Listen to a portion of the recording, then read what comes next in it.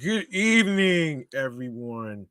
Repping USA, International, Canada, Long Island, aka Strong Island, plus the 5 spots of Brooklyn, Bronx, Manhattan, Staten Island, and Queens. This is your man G Money Stacks, aka the Gregonator, YouTuber, creator, host with the most, misunderstood lonely nomad, unstoppable independent podcaster, and rookie podcaster of Laurelton, Queens, New York. And you're rocking and hanging out with me on the 219th episode of Off the Meat Rack Chainz New York podcast.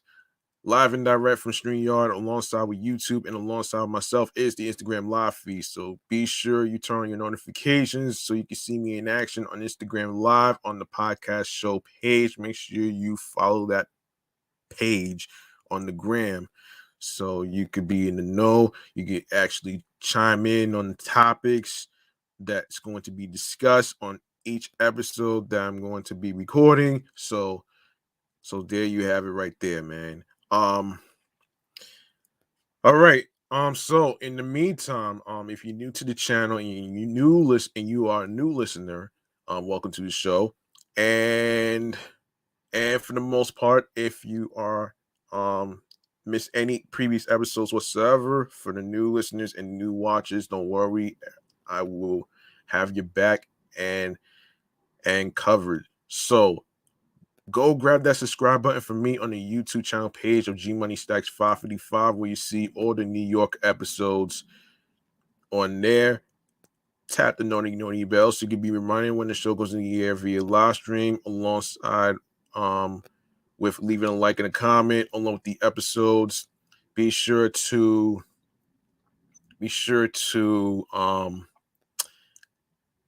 stay tuned for more video content, upcoming episodes, previous episodes, and also catch up on the episodes in case you miss any of them.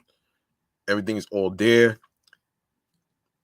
So tell a friend to another friend, spread the word, and I'll handle the rest at the end of the show. Also, you can make a charitable donation to my Cashapp to support this show and the other podcast shows that I do in my Cashapp, which is G Money Stacks 555. That's $ capital G lowercase MONEY. Hold on a second here.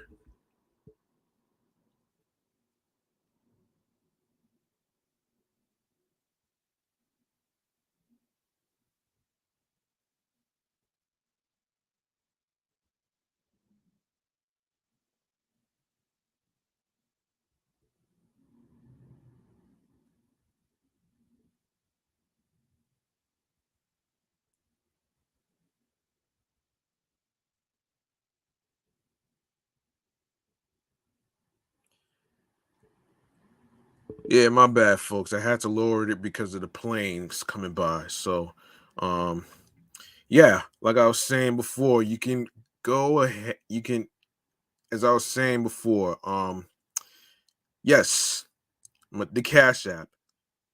Yes, capital G M-O lowercase MONEY, capital S lowercase TACKZ 555. Once again, it's not about breaking the bank. It's all about doing the best you can on whatever amount of money you decide and and that you are comfortable with, that you desire will be appreciated. And also you can leave a 5-star rating and review on Podchaser, Podfriend, Apple Podcasts, and of course Spotify as well. A 5-star rating will be appreciated, though. You know what I'm saying? Now I want to cut to the chase to the New York Mass Transit Files. So let's do this.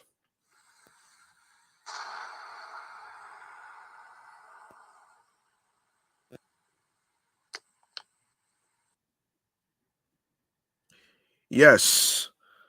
So judge grants Uber restraining order, puts driver raise on hold for now. Now here's what's happening here. Rideshare drivers will not be getting a raise next week after all, as a judge sided with Uber in a lawsuit seeking to overturn the rate hikes approved by the Taxi and Limousine Commission last month. Justice Arthur Engoron of the Manhattan Supreme Court issued a temporary restraining order Tuesday blocking 7% per minute and 24% per mile rate hikes from going into effect as planned on December 19th, which is Monday, after the rideshare giant sued the TLC, claiming the agency had used flimsy, opaque calculation methods to support a big pay bump for drivers.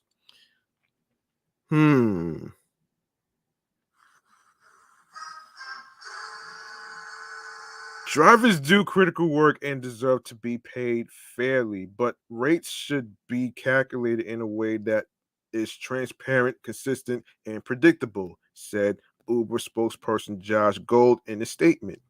Existing TLC rules continue to provide for an annual review tied to the rate of inflation. The for hire vehicle industry is the only industry in New York State with this mandate. The rate hike for yellow cab drivers, also approved last month, is still set to go into effect next week as planned. TLC Commissioner David Dew said in a statement that he was disappointed but the agency will continue fighting the suit in court. We are disappointed for the tens of thousands of drivers who are once again being made to bear the rising costs of inflation all on their own with no help from the multi-billion-dollar company they work under, said Dew. We will aggressively defend this important standard for our drivers. The parties are due back in court on January 31st. Yes.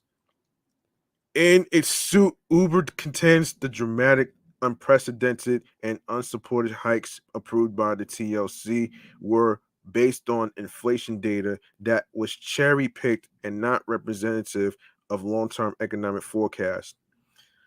If there's any more information on January 31st involving the trial, I'll bring it here. They they specifically highlighted the rise in gas prices, which skyrocketed earlier this year but have since returned to more stable levels, but are one of the marquee reasons justifying the fare hike.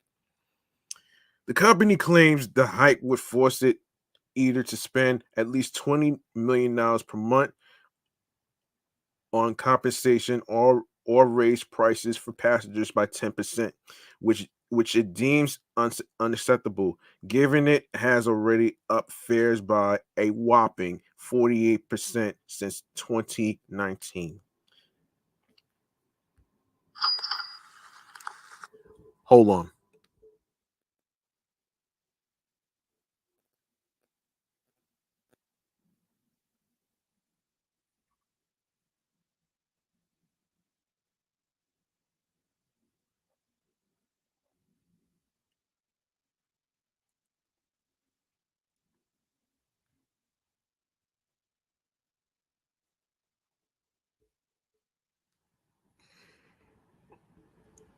Uber says the hike would damage its reputation and cause it to lose customers to yellow cabs and mass transit.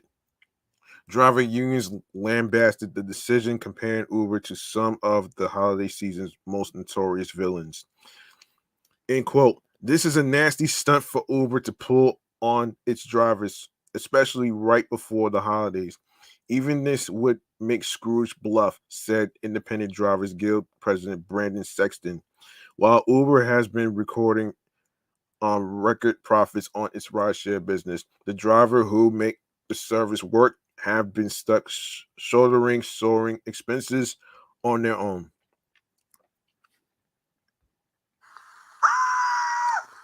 We fought hard to win this desperately needed increase to the minimum pay, and we will not let a billion-dollar corporation snatch that victory from the 80,000 rideshare drivers who keep our city moving. The New York Taxi Workers Alliance, which represents 21,000 cabbies and rideshare drivers, went instead with the Grinch, arguing Uber is attempting to steal Christmas from its workers. This decision is financially devastating for thousands of drivers and our families, and it comes at a time of families and joy and promises and miracles at times when drivers most need the financial security to take time off with their loved ones and buy holiday gifts instead of gas, said NYTWA executive director um um Baravi Desai. Baravi Desai. To steal a raise from drivers who work so hard and on the eve of Christmas and the New Year hurts. It stings, the side continued. But make no mistake, we're not crying in a corner. We're readying to fight the small hearted pettiness of a billionaire company that just doesn't want to see its workers survive. We intend to use everything in our arsenal to protect every last dollar that is owed to drivers. This fight is far from over. Wow. Wow. I mean, in some cases, look, it's tough, man. It's tough. And as I was watching the story on TV unfold, actually, for the drivers that's actually doing all this, is like, they need this because number one, some of them got kids, they want to make sure they have a future and all that other stuff. But I think this whole lawsuit is so fucking petty. It's fucking petty to me, man. It's very petty, to be honest with you. And and and I don't know if I don't know if I'll actually pose a question to this though, man, to be honest with you, but probably on something else though, if you will. Also in transit news, MTA plans to have a pilot of hydrogen powered buses in the Bronx. The MCA will pilot hydrogen-powered buses in the Bronx after winning an $8 million state grant, hoping to determine if they are a viable alternative to electric batteries for eliminating carbon emissions by its 6,000 strong fleet. The grant from the New York State Energy Research and Development Authority, awarded as part of its electric truck and bus challenge, will fund 2 hydrogen powered buses intended to serve 8 routes in the Northeast and Central Bronx, along with a hydrogen fueling station capable of powering 40 buses at the MTA's Gun Hill Depot. The size of the fueling station would enable the MCA to scale up hydrogen operations should the pilot prove successful. I don't know. Routes served by buses out of Gun Hill Depot were selected due to the area's status as an environmental justice community, the MTA says, noting longstanding concerns over environmental racism. Really? Not sure what that is, so I'm not even going to get into what that is. So, today's award is a historic moment for New York City Transit as we prepare to deploy the first ever hydrogen fuel cell buses at the MTA and in all of New York State, said New York City Transit President Richard Davey in a statement.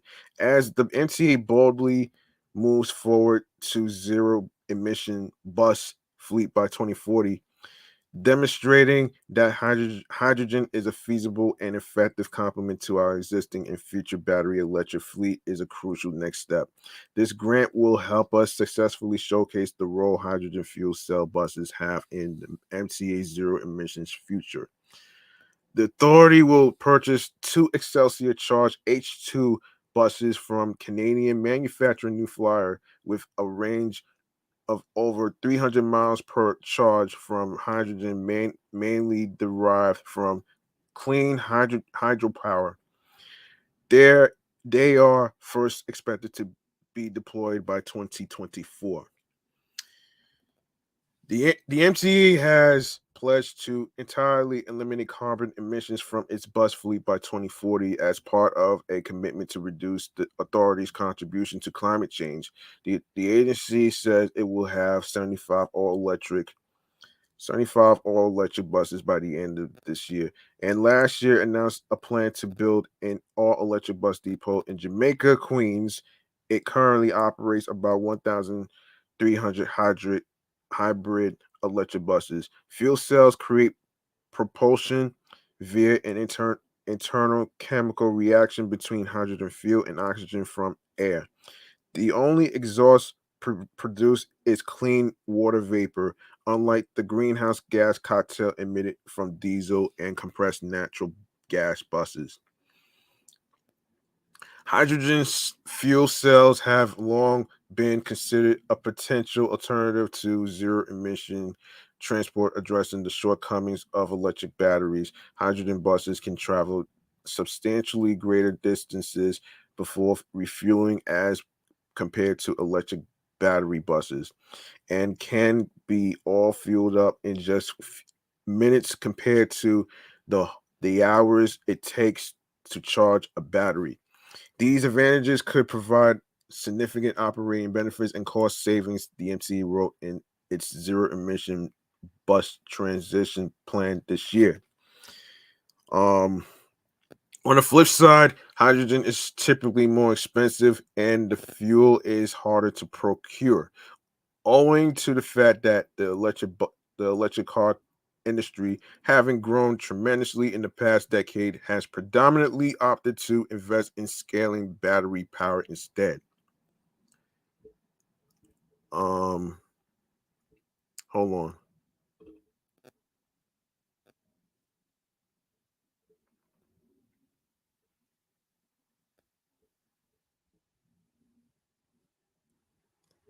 A standard length battery electric bus costs $1,033,000 according to the bus transition plan, much more than a $635,000 diesel bus, 679,845 natural gas bus, and 830,572 hybrid.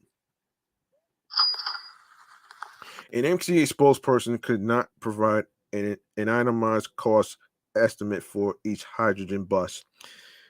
Automakers have allocated just a small fraction of their clean car investments into fuel cells. Elon Musk, CEO of Tesla and the wealthiest person on earth, once deemed them full cells. Hydrogen fueling stations are minuscule in number in the US compared to EV charging stations. While fuel cells have been relegated to the margins by the auto industry, they remain a viable option for eliminating emissions by larger vehicles like buses and trucks. As vehicles increase in size, so too does the required size of a battery to propel it. But the higher energy density of fuel cells allows for greater power without as much scaling. Like trucks, buses are constantly on the move, and more stops for recharges means less revenue coming in. Um, hold on.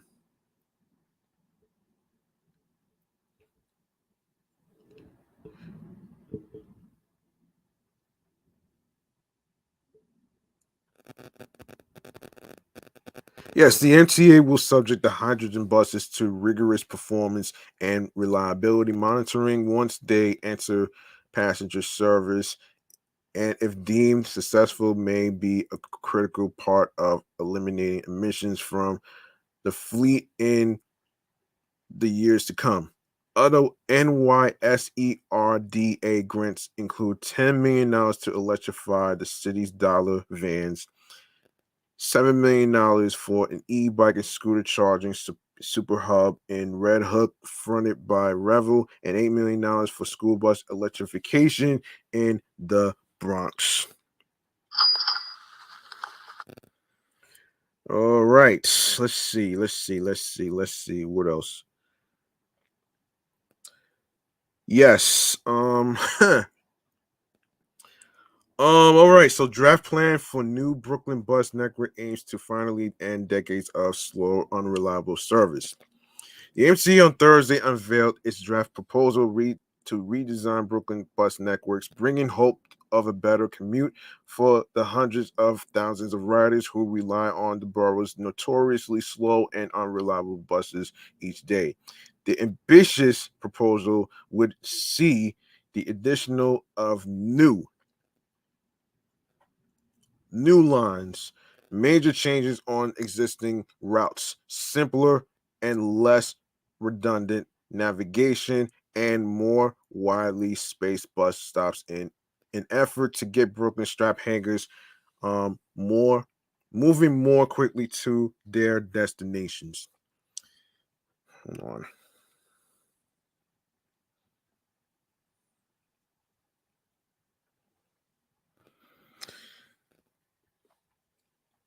The goal is to simplify the network and improve connections, frequency, reliability, and most important, bus speeds, said MTA Chair General Lieber at a press conference outside Brooklyn Borough Hall Thursday.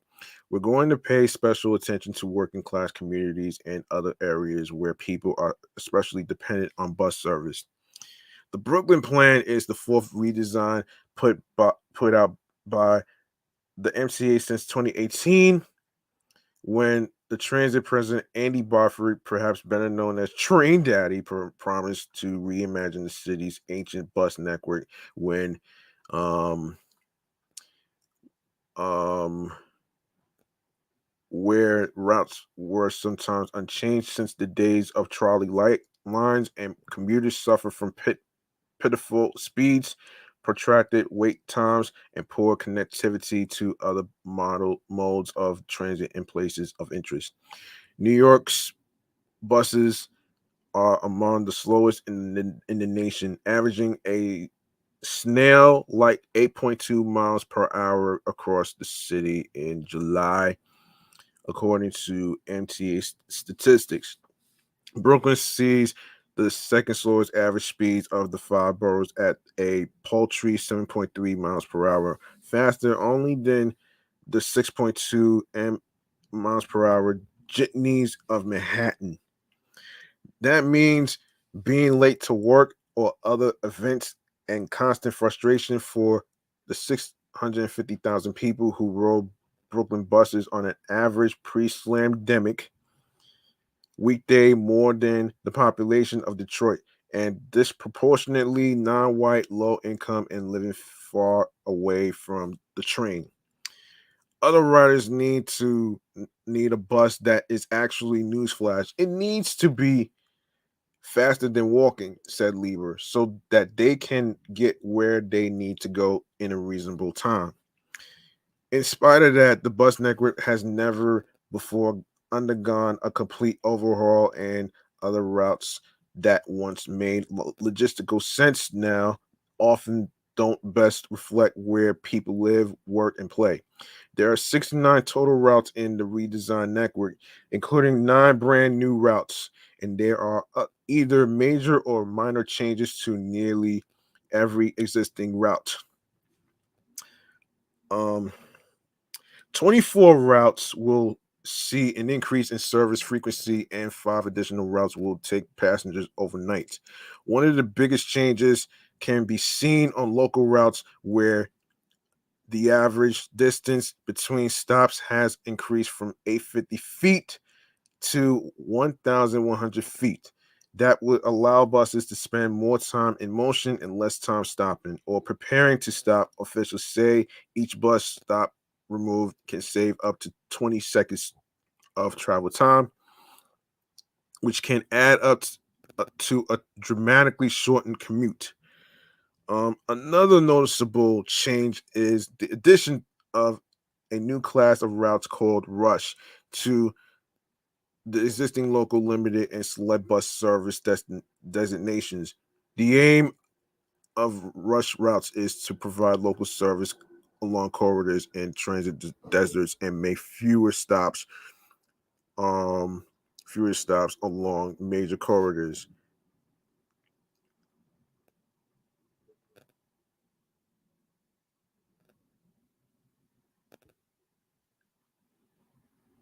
intent on ferrying passengers directly to rail service on major destinations. For instance, the B41 bus along Flatbush Avenue would be complemented by the B40 rush route between Prospect, Lefferts Gardens, and Bergen Beach. The line will stop locally along Avenue N in Bergen Beach and Flatlands before turning onto Flatbush Avenue and only stopping at major junctions. The line will terminate at the Prospect Park Bus and Transit Hub in Prospect Lefferts Gardens. Rush routes will also replace existing routes on the B20 in East New York and the B26 between downtown Brooklyn and Bushwick. Other new routes aim to provide service to 21st century New Yorkers who work where the jobs are in 2022. The new B5 Limited will run swift service between Graceland and the Gateway Center Mall in East New York, which is in Brooklyn, New York. A major job center for Brooklynites. Notoriously transit-starved Red Hook will also be served by two brand new bus lines, the B27 to downtown Brooklyn and the B81 to Flatbush Junction. Many routes will have fewer turns and less time spent on narrow side streets with the intention of providing a more direct and expeditious commute. Also removed are many redundancies and overlaps between routes to prevent bunching, with multiple routes on the same corridor no longer expected to make the same stops. The draft also significantly improves interborough connections between Brooklyn and Queens, a long-standing the major compliment among riders identified by the MTA during outreach. The brand new B55 SBS will enable a direct speedy connection between Brooklyn and John F. Kennedy Airport, running from Kensington to the air train in Howard Beach, Queens.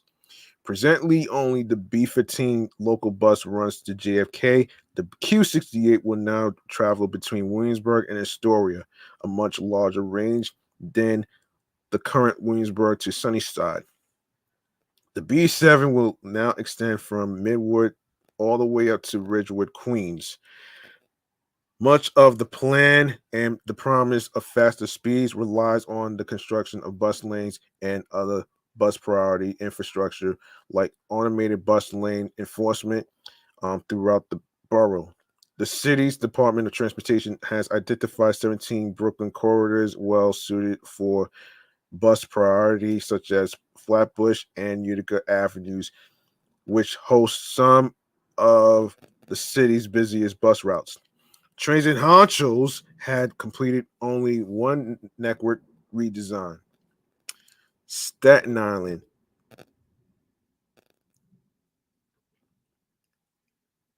Express buses and unveiled drafts for the Bronx and Queens before the slamdemic put a stopper on the bus overhaul project and caused ridership to plummet. The Brooklyn project was still only in its nascent planning and outreach stages. The five borough project, once projected for completion in 2021, now isn't expected in full until 2026. Though officials don't want to affix firm timelines so they can fully absorb rider feedback. The MCA implemented its Bronx redesign this summer and is set to release its final proposal for Queens next year at a substantial public comment and revision period. Brooklynites will also have ample opportunity to make their voice heard on the new draft plan, which is anything but final. The agency will hold 18 different public outreach workshops on one in each community board, starting with CB1 on January 11th and ending on March 9th in CB18. A full schedule can be found on the MTA's webpage for the Brooklyn bus redesign. Um, yeah. Riders can also comment directly on Remix, and this interactive map of the redesigned comments can even be geotagged to one's home. Routes, profiles, and proposed changes can be studied within the draft plan. So you can check out the website www.amny.com/New York/Brooklyn/NCA draft redesign Brooklyn bus and all the other stuff right there, and the links to the web page for the Brooklyn bus redesign, and the other link is on Remix, and of course the draft plan. You can check those out. You can check those out right there. Okay, let's see.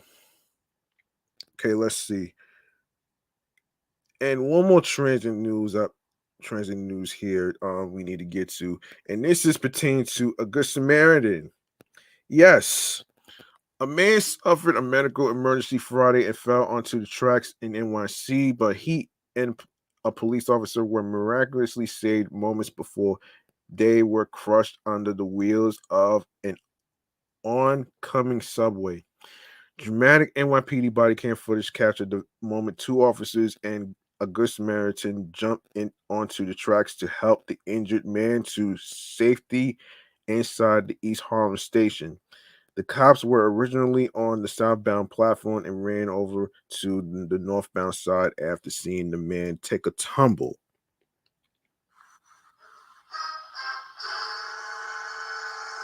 Video shows the trio lifting the man and rolling him onto the platform. The good Sam and one of the officers then climbed back onto the platform, but the other cop got stuck on the tracks as his belt was briefly caught under the platform's ledge. Moments later, the train rolled into the station, but thankfully, the good Sam grabbed the officer's arms and hoisted him onto the platform before he was stuck. The two cops and the good Sam were not injured. The man who fell onto the tracks was taken to a local hospital where he was listed in stable condition. No word on the extent of his injuries. Well, that's actually a good thing. That's a good deed right there, man.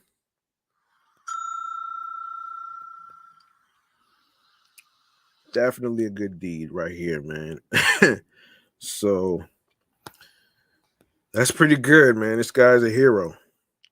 That guy's a hero, man. Round of applause.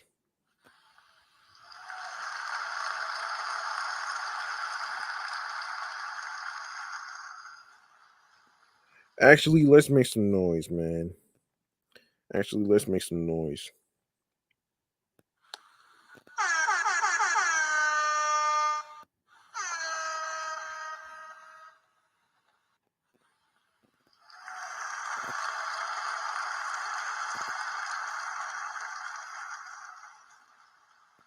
And for those of you who may not know, this incident took place by 116th Street with the 6 train that was coming to the station. Let's see. Hold on a minute here. Okay, now we get into chatting all the jazz right here, man. Here we go.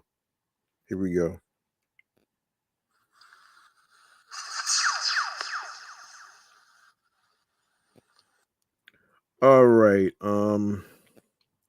Okay, we need to get to all right, so Sinbad, let's get to him. Okay, let's get to Sinbad. And this is according to Entertainment Weekly. Most recently, Sinbad is reaching out for support on his long road to recovery after suffering an ischemic stroke in 2020.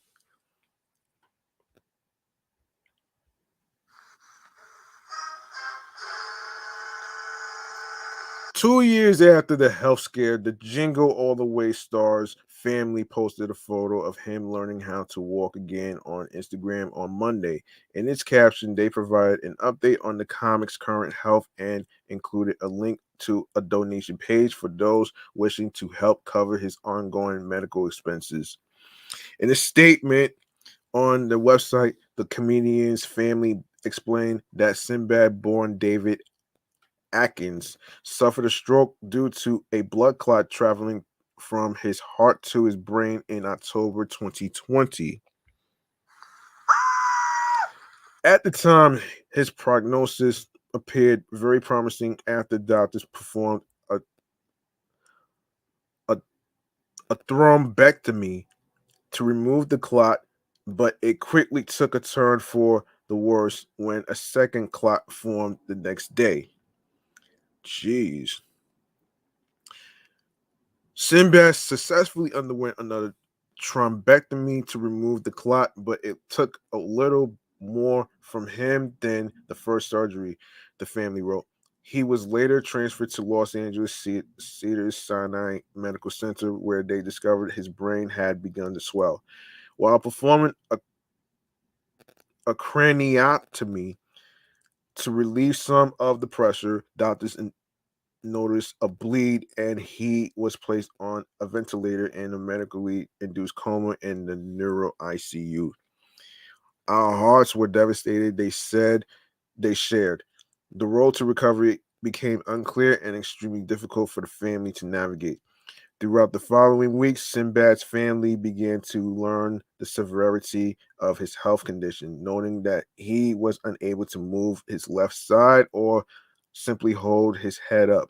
After being slowly taken off the ventilator, the actor was transferred to the California Rehabilitation Institute to begin physical, occupational, and speech therapy in May 2021. 2 months later, 9 months after his initial stroke, Sinbad was finally able to return home in July 2021. He continues to receive therapy, fighting for every inch. His progress is nothing short of remarkable.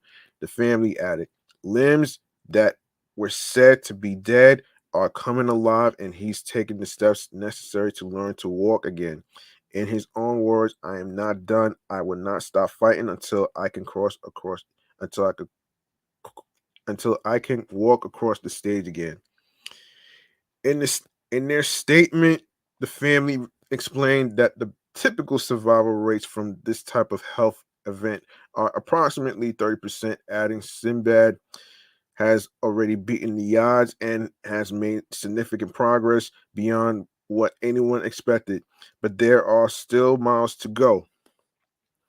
Pain for his recovery has unfortunately taken its toll on the family financially, which is why they are asking for help now.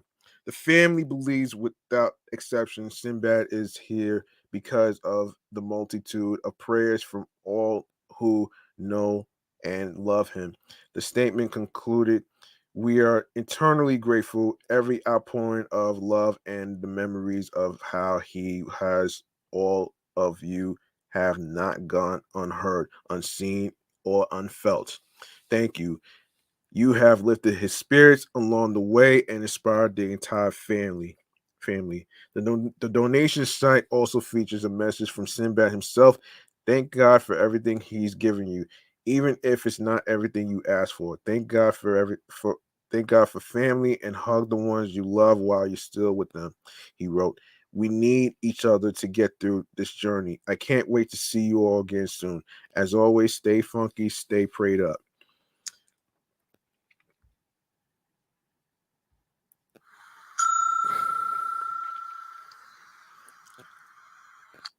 Following his post on social media, a number of celebrities dropped into its comment section to share love for the a different world actor, including Judd Apatow, Gabrielle Union, and the band Earth, Wind and Fire.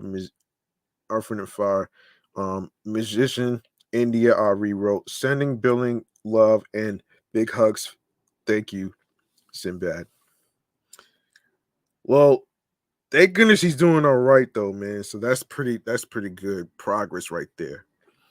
That's pretty good progress right there, man. To be honest with you. So I yeah, so he's very optimistic, man, about the odds, man. So you know what I'm saying? Anybody could beat the odds on whatever they're going through. So he's not giving up, man. So he's still alive. So That's pretty good to know, actually. So we're glad that he's doing all right, though.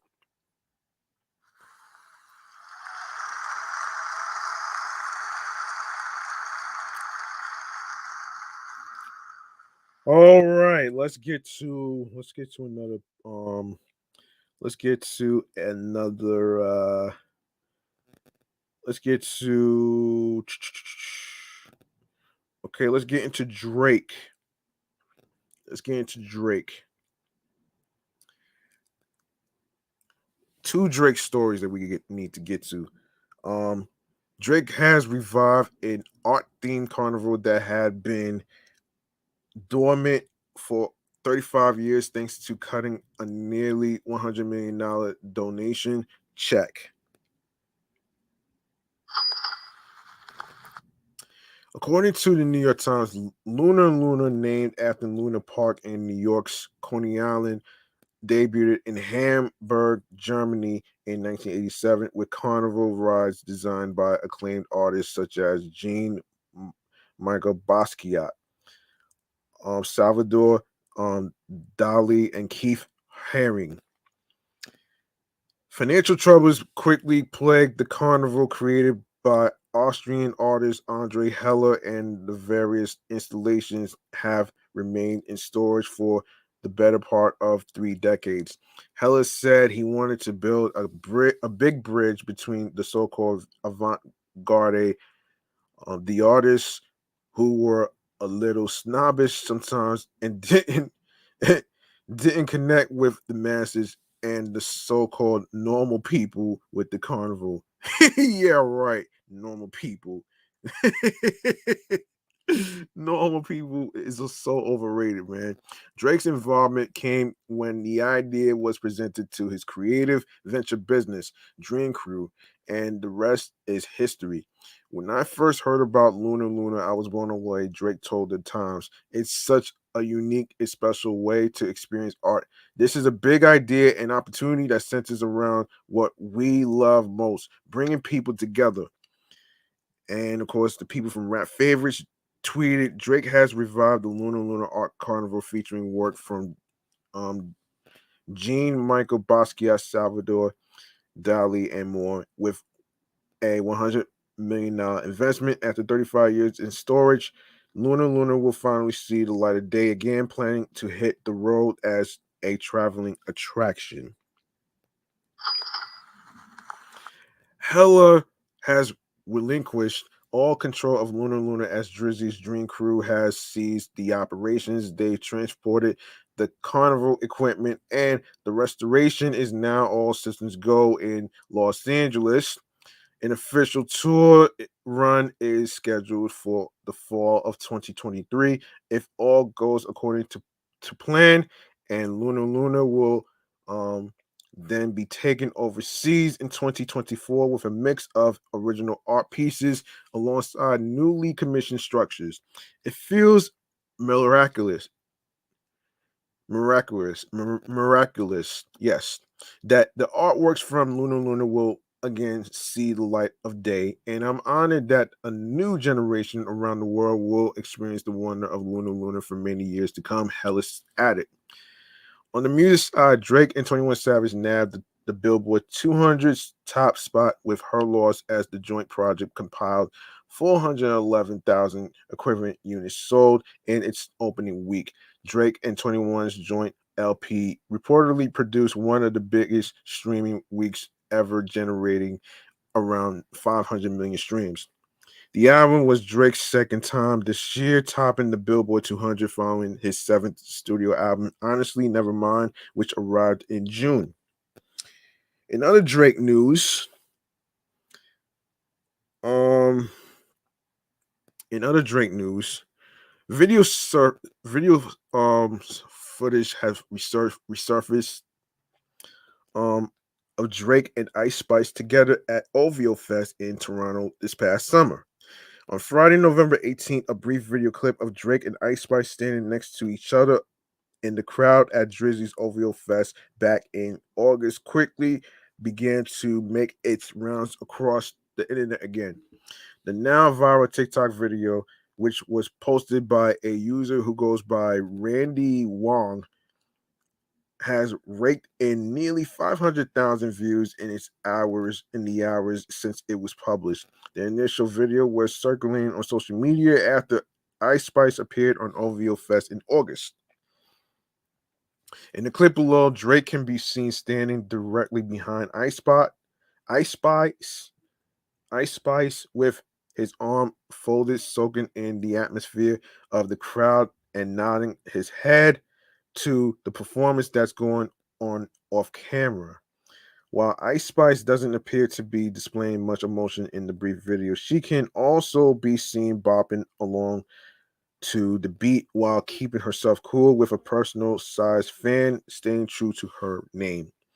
While while the TikTok video's focus is certainly on Drake and Ice Spice standing near one another, they both remain stoic expressions. They don't interact with each other, leading many to perceive the short clip as an awkward moment between the two rappers.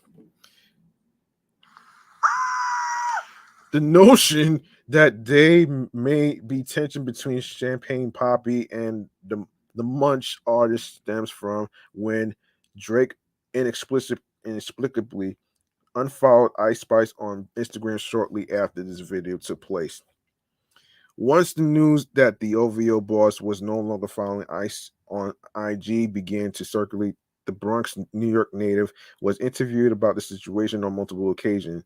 When Drake DM'd me, I did not really expect that. Ice Spice told Spotify when speaking on how she first met the her lost MC. He was like, he was actually like, "Yo, Munch is hard, and you're on the radar. Freestyle was hard. Linking up with him was so cool. He's mad nice and respectful. We went to OVO Fest. It was exciting because it was like his first time performing in Toronto, I think, in a couple of years. It was just a movie. Everybody was excited. The shit was crazy.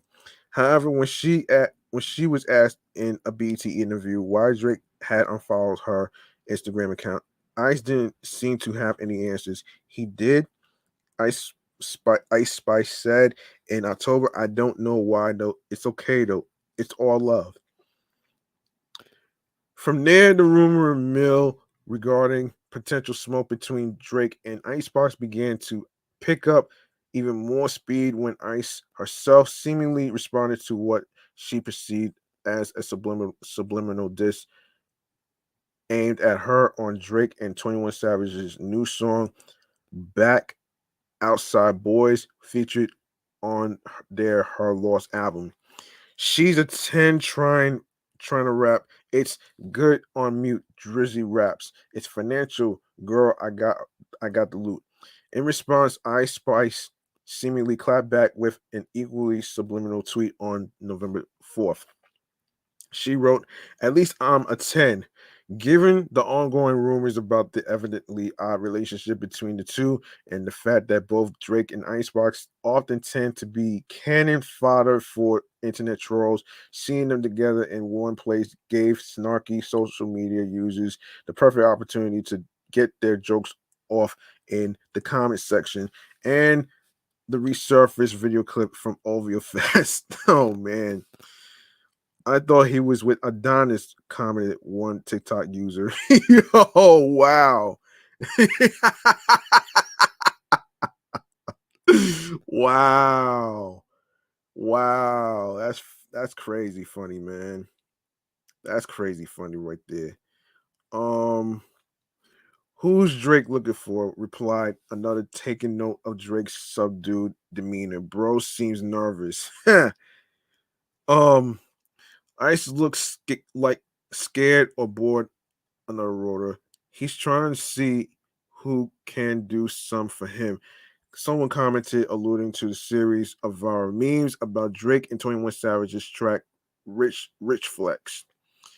Well, Rich Flex. Wow, that's really something else, man. That's something else. Wow. Didn't even see that coming. Um Damn, I ain't see that coming though, man. Oh shit, that's funny, man. But anyway, um, man, let's go to the next one.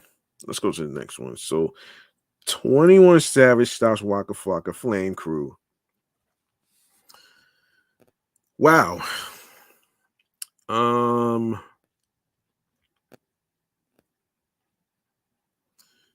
Okay.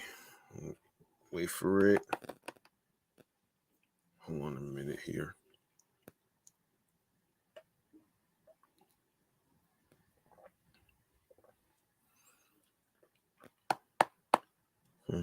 Wait for it. Hold on. And this is what is it? DJ DR Dr. Hollywood. Of course, thank you for watching. And of course, I do appreciate some of the people who actually got a chance to look into to actually watch and watch the live stream of the Instagram live feed. I do appreciate that. Don't know what's going on here, but I don't know what's going on here, but I'm gonna have to get back to the 21 Savage thing. All right, so all right, in other Drake news, let's get to that one right here. I don't know what's going on here, but this right here, hold on a second. I don't know what's going on here. Jeez. This right here is something else, man.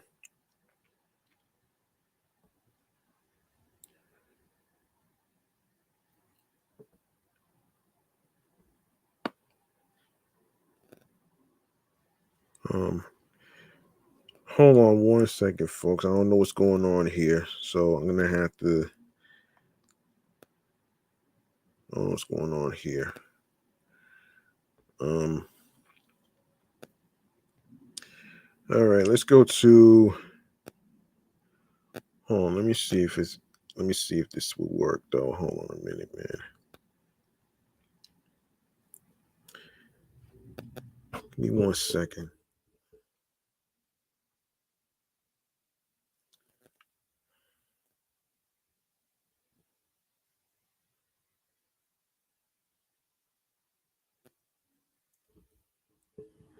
All right, here it is. All right, we back. All right, in a hilarious video, 21 Savage got upset and stopped a basketball game against Waka Flocka Flames after accusing Waka's b-ball team of repeatedly fouling him. The video, which first debuted on Friday, November 18th, is from Revolt TV's basketball tournament TV's basketball tournament show, The Crew League. 21 Savage's team Slaughter game was playing against Waka Flocka Flames team Brick Squad in the Crew League's championship finals of the season. During the game, the other team fouled 21 Savage on several different plays. After a while, the Atlanta rapper became visibly upset by the repeated foul calls and walked off the court and sat on the bench, which he halted play. He then accused Walker's team of repeatedly fouling him and threatening to beat up the refs.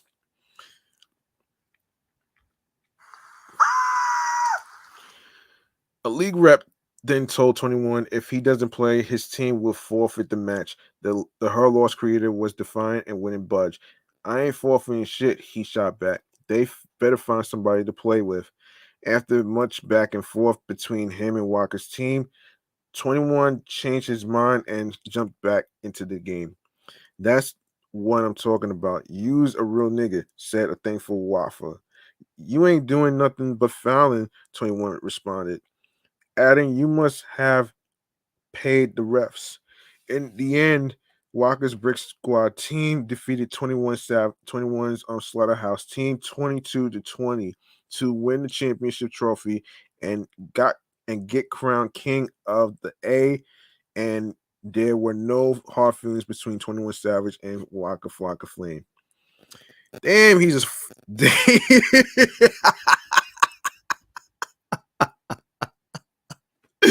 21 Savage is a sore loser, man. He's a fucking sore loser, man.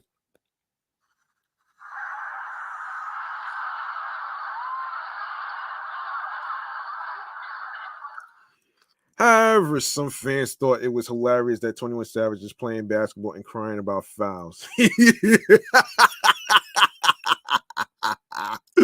Oh shit. Wow. Wow, man.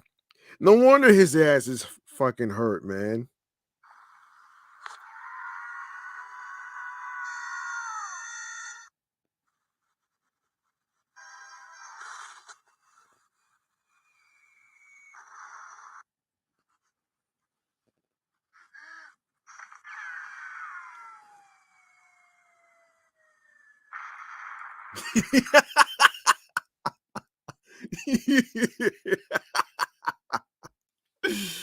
Oh man. Oh shit. This is so fucking laughable, man. Nah, 21 Savage playing basketball is hilarious. Crying, laughing emojis. Dude airballed a free throw and he mad about fouls. Loud crying, laughing. Um, loud crying face emojis. Tweeted one person. Wow. Oh man, so this person on Twitter, yeah, that's by Shannon Sharp Burner. Wow. So Shannon Sharpie actually said that shit though, man. That's funny, man. That's the funniest shit I ever heard in my life, though, man. Wow. Um, yeah. Let's see. Let me see. Let me see. Let me see. Let me see. Let me see. Oh boy. So many people were in commercials. I didn't even know this shit though, man. Hold on. I'm going to yeah. This is fun. That's funny and interesting though, man. Um that's funny and interesting. So I think I'm gonna go over that too. Yeah, we're gonna go over that right there. This is interesting. So we're gonna get to this. So 11 rappers you might not know has signed record deals with professional athletes. Sheesh. Megan Thee Stallion to Carl Crawford. Yes. In 2018, Megan Thee Stallion inked a record deal with Houston-based independent label 1501 Certified Entertainment, ran by veteran MLB star Carl Crawford and veteran rap impression. Hold on a second. Impresario T. Ferris. From there, Thee Stallion's career blossomed with Tina Snow, her first project under the 1501 certified umbrella, released that later that same year. Hold on.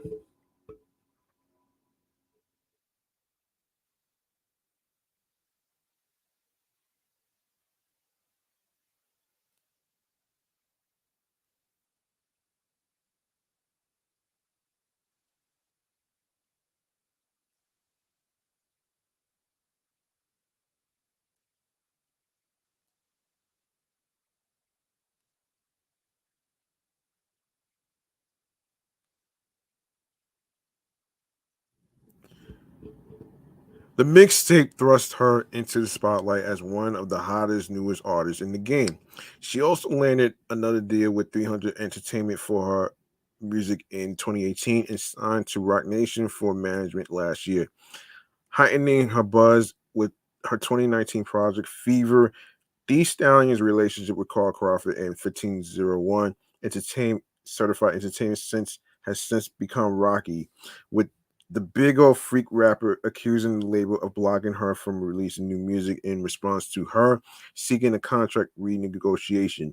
So she filed a lawsuit against the label in Harris County, Texas, and was granted a temporary restraining order preventing 1501 certified from blocking her from releasing new music. However, she remains signed to the label as of press time. Okay, Cassidy signed to Carmelo Anthony. I did not know this. That's interesting right there. Um, that's interesting right there.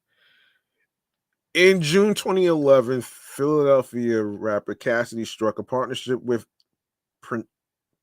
perennial NBA All-Star Carmelo Anthony to sign with Anthony's fledgling record label Crossover Entertainment.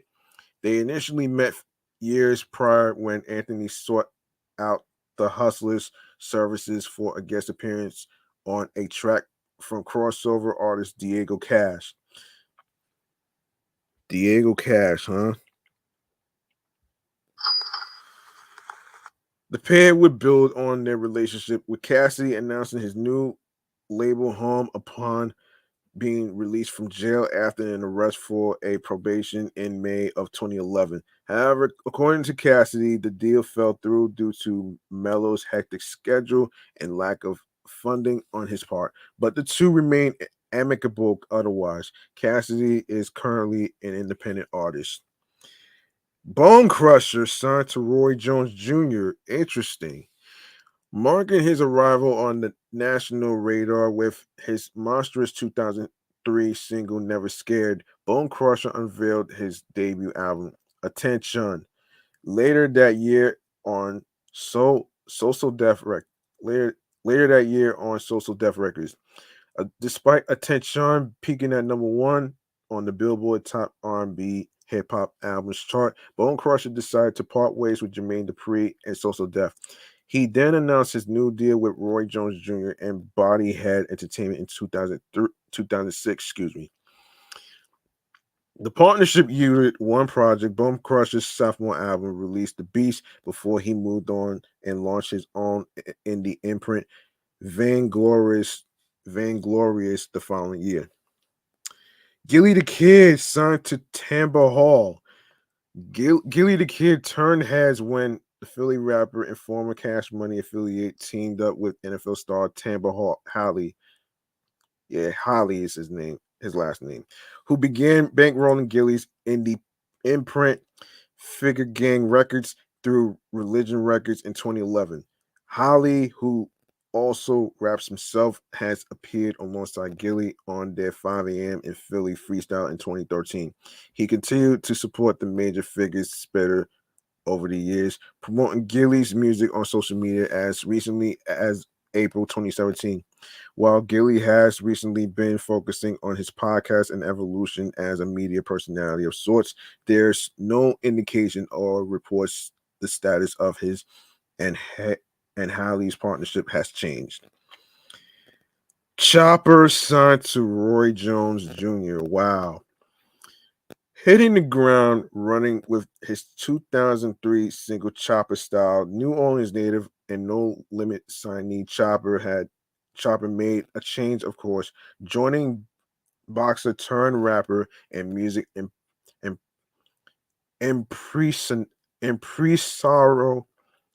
impresario, excuse me, Roy Jones Jr.'s Bodyhead Entertainment roster that same year, appearing on the label compilation Body Headbangers Volume 1 in 2004. Chopper unleashed his third studio album, The Real Chopper, the following year before fading from the scene after dropping his fourth album, Coming Back Home, in 2006. After leaving Bodyhead Entertainment, he returned in 2013 with his Chopper Style mixtape, his first release in several years. Mace signed to Magic Johnson. Wow. Hold on.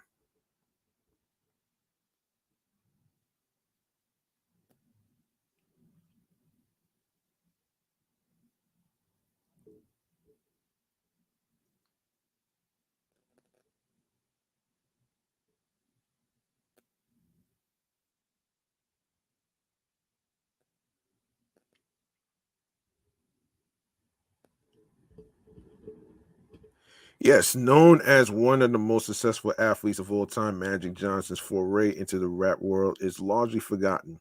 But in 1999, Johnson handpicked Mace as the flagship artist for Magic Johnson's music management, the Hall of Famer's new musical venture. The company, which boosted a roster that also included Boys to Men and Kelly Price, was slated to take Mace's star to the next level.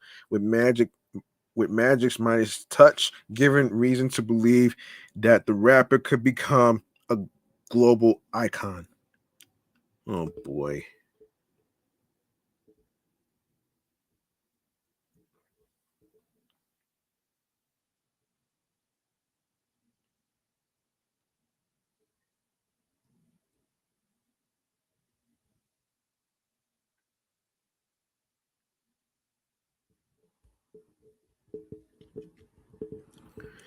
Those plans would never come to fruition due to Mace's abrupt retirement from rap just weeks after the announcement of the MJ partnership. However, the moment resulted in one of the more peculiar footnotes in rap history. Mace is currently an independent artist. Young Bleed signed to Roy Jones Jr. Wow, there's three people signed to Roy Jones Jr. Wow. Um,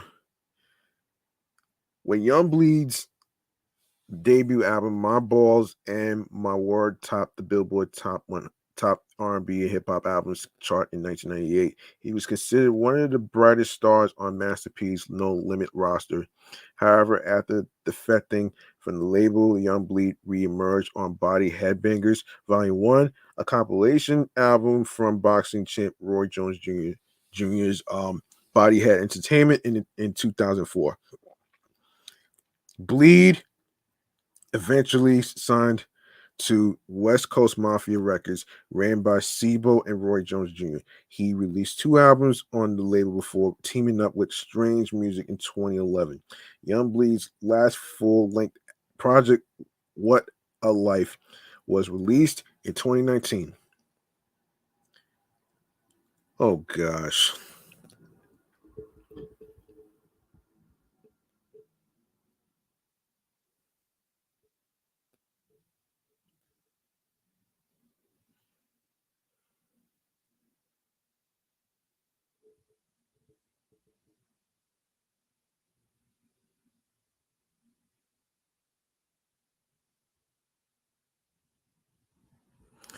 Ali Vegas signed to Lamar Odom.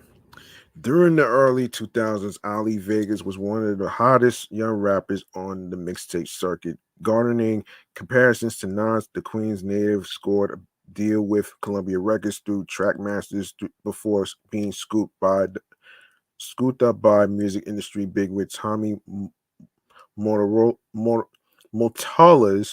Casablanca Records. Eventually hitting the indie circuit, Vegas headed out west to California, where he joined his cousin, then Los Angeles Laker player Lamar Odom, with whom he founded Rich Soul Entertainment in 2005. In 2008, Vegas released Generation Gap 2, the prequel on Rich Soul Entertainment, which included production by DJ Premier, Scott Storch, Cool and Dre, and Medi Mafia. Ali Vegas is currently an independent artist. Jeez.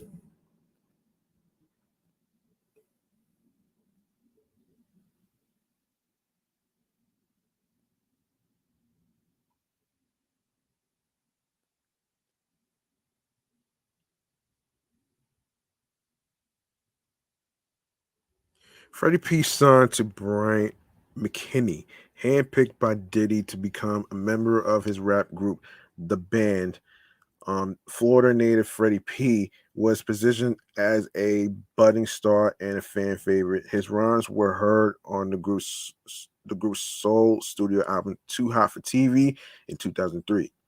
However, after the group dissolved in 2004, Freddie P became a free agent, spending the following years attempting to keep his name and buzz afloat while working the indie circuit. In 2011, Freddie P made headlines after inking a deal with NFL star Brian McKinney's B Major Music Group, a respectable imprint with ties to the likes of Pleasure P and Young Berg. Freddie P is currently an independent artist. Yeah. And Unique signed to the late great Kobe Bryant. The late Kobe Bryant's attempt at a rap career has been well documented, but in addition to inking a contract with Columbia Records and recording his shell debut album Visions, the Mamba was also the founder of his own indie label, Heads High Entertainment. The label, which Bryant launched in 2000, boosted a solid roster, including NYC rap artist Unique, who made noise a few years prior with her 1997 single Above Water. The song placed her in the conversation of best female spitters in the underground. However, Heads High Entertainment would ultimately fold a year later without a proper release from Unique, who went on to manage various artists, including Babs of the band Fame. Big Pooh signed to Desi Rutherford. One of the more successful forays in the rap game for an athlete occurred when MLB player Desi Rutherford founded Six Hole Records. Damn. Oh shit. An independent label that released a string of respected albums throughout the arts, housing artists like Little Brother members rapper Big Pooh and Knife Wonder, as well as Justice League members Legacy and the away team. Six Hole Records was a pivotal conduit in introducing key facts from the North Carolina rap scene during its fruitful, short-lived run. Rapper Big Pooh is currently signed to Mellow Music Group. Okay, so let's go to our next topic right here. Let me check to see something. Hold on. Let me see. Let me see.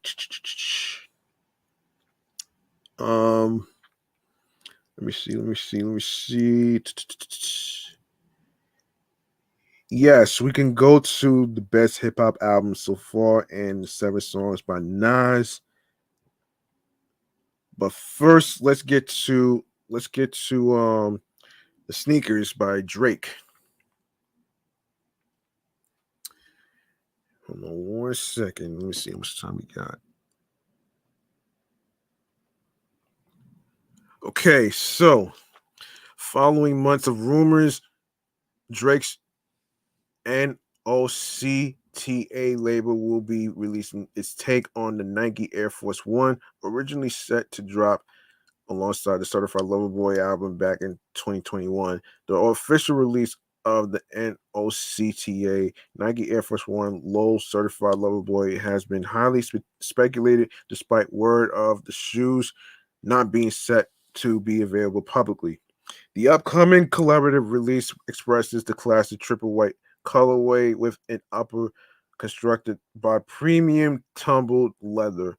Special detailing on the shoe includes heart-shaped toe box perforations, NOCTA branding, embroidery at the rear, and co-branded insoles.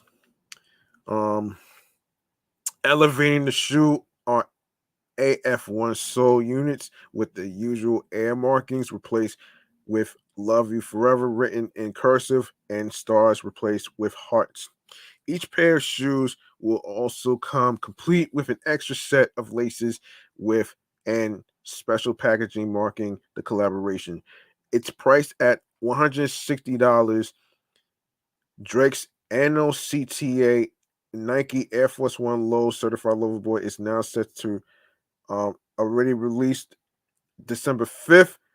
You can go to NOCTA's website with a follow-up release via Nike Sneakers, which already happened December 8th. So check those links out.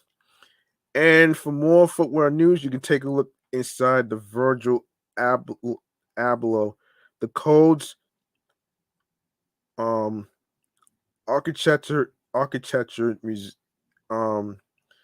exhibit in Miami. So you can go check that out. So all right, so let's see the best. Let me see. All right, so let's go to the music scene. Let's keep it music. Let's keep it funky.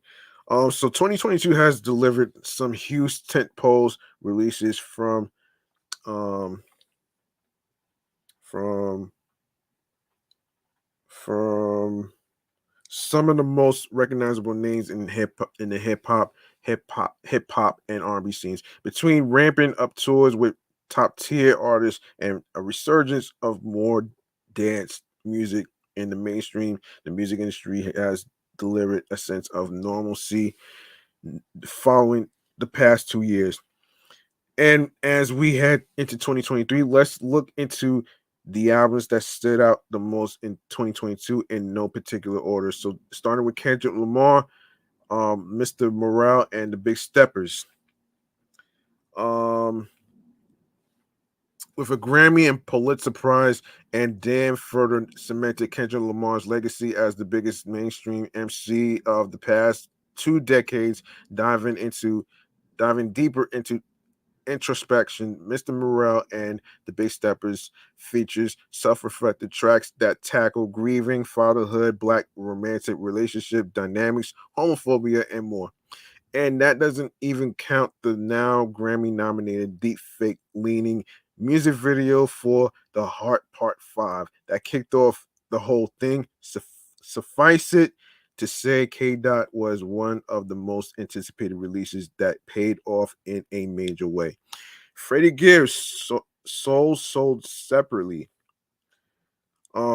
which was released September 30th.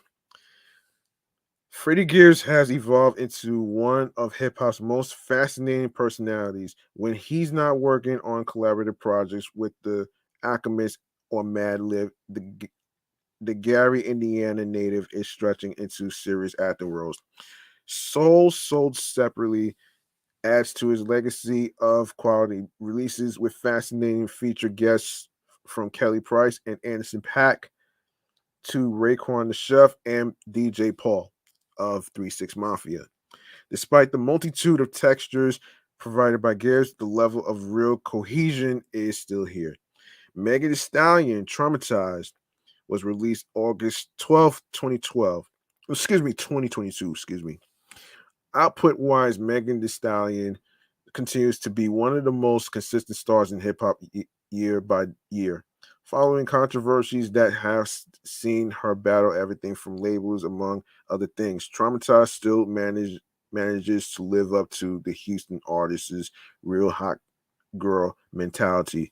The past bravado and trash talk of tracks like Her and Budget are more personal tracks like Anxiety, which even lead to a clever mental health campaign. Lotto 7777 was released March 25th, 2022. Big Energy went from one of the biggest hits this year to into the stratosphere once Mariah Carey hopped on the remix. Then it's the TikTok variety of It's Given, produced by super producer Mike Dean, FNZ, Jetson Made, and Pooh Beats. It became another Boss Girl anthem. 777 presents musically progressive moments for the Atlanta child rapper turned full adult hitmaker due to tracks like the Donald Glover and Lil Wayne assisted Sunshine alongside Real One. 21 Drake and 21 Savage, Her Loss, was released November 4th of this year. Following the polarizing international dance vibes of Honestly Nevermind earlier this year, Drake returned with Atlanta rapper 21 Savage for Her Loss. Despite the controversies over various lyrics on tracks, including Circle Local and Middle of the Ocean, it didn't stop the album from debuting at number one with a whopping 404,000 album equivalent units sold. Nas and Hit Boy King's Disease 3 came out November 11th recently. Nas once proclaimed hip hop was dead a few decades ago, and he's shockingly been eating his words with the winning run of his King's Disease collaborations with super producer Hit Boy. That doesn't even count last year's Magic. King's Disease 3 is another fantastic body of work that further adds to Nas' late career resurgence past unnecessary arguments with his relevance. Pusha T's Almost Dry was released April 22nd of this year. Pusha T's Daytona was essentially the best project to come out of Kanye West's Wyoming era. The Grammy nominated project pushed the Clips member into new mainstream conscious as a solo artist.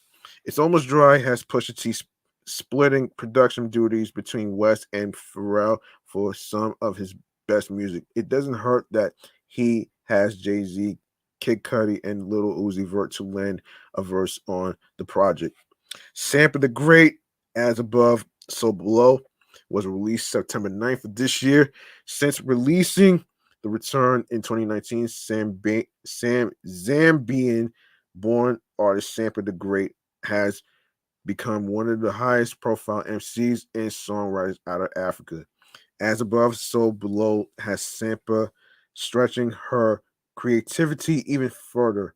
One way by incorporating elements of Zamrock, a popular psychedelic rock sound in Zambia during the 70s.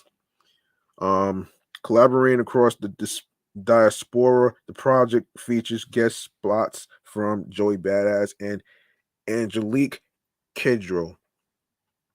Lady Ray. Um, Lady Ray, Piece of Me was released January 28th of this year. Released at the top of the year. Lady Ray, formerly known as Nicole Ray, dropped the soulful Piece of Me as one of the best indie R&B albums this year. Produced by Sharon Jones and the Dap Kings founder Leon Michaels and Thomas Brennick. The project works because of its blend of exceptional production and Ray's phenomenal vocals. Jid, The Forever Story, was released August 26th. Atlanta native and Dreamville MC Jid released one of the most versatile rap albums of the year with The Forever Story.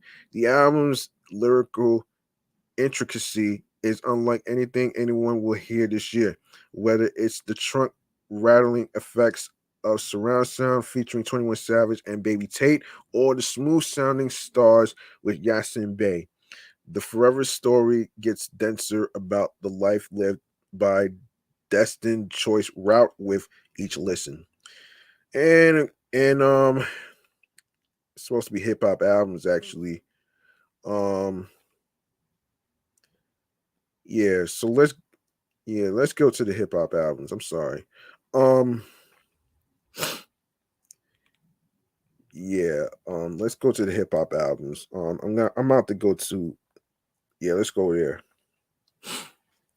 All right, let's go there right now. Hip hop albums, best hip hop albums so far. Let's go to it right now. Hang on a minute here.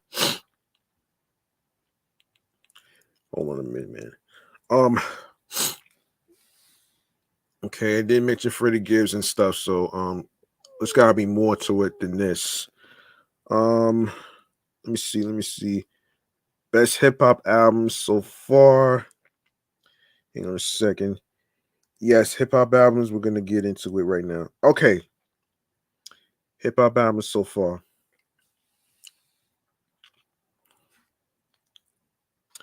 All right, so 2022 is coming to a close, so it's time to look back on the year that was. This year, we saw the return of King Kendrick Lamar, received a long-awaited Future album, and got Pusha T's self-proclaimed rap album of the year. Fans were then treated to more returns to form with Joey Badass, bringing real rap back on his new album 2000, and Lloyd Banks coming through with the grizzled concrete jungle soundtrack, the chorus of The Inevitable 2. The Young Guns showed out as well, with DX Rising Star Flo Milli laying down a surprise debut album that lived up to expectations. Hip Hop DX will continue narrowing down the endless amount of music released during the course of this year to the essentials, providing readers with a list of the must listen projects. So, all right, so let's take a look at all of this. So Stormzy, this is what I meant. The title of Stormzy's latest project is fitting because the UK chart topper says a lot on the 12-song album. Stormzy's personal life is inherently tied into the storyline of the album, and with minimalist production, his heartfelt lyrical poetry is able to shine through. Songs like Fire and Water and Bad Blood will leave even the most emotionless listener feeling teary-eyed. But this is what I meant isn't simply an OD to the love of his life. Songs like Holy Spirit and I Got My Smile Back are triumphant self-love anthems. Overall, Stormzy proves with this album that he is following his creative flow, where it takes him and his artistry will win out over everything else. Okay, hold on a minute here.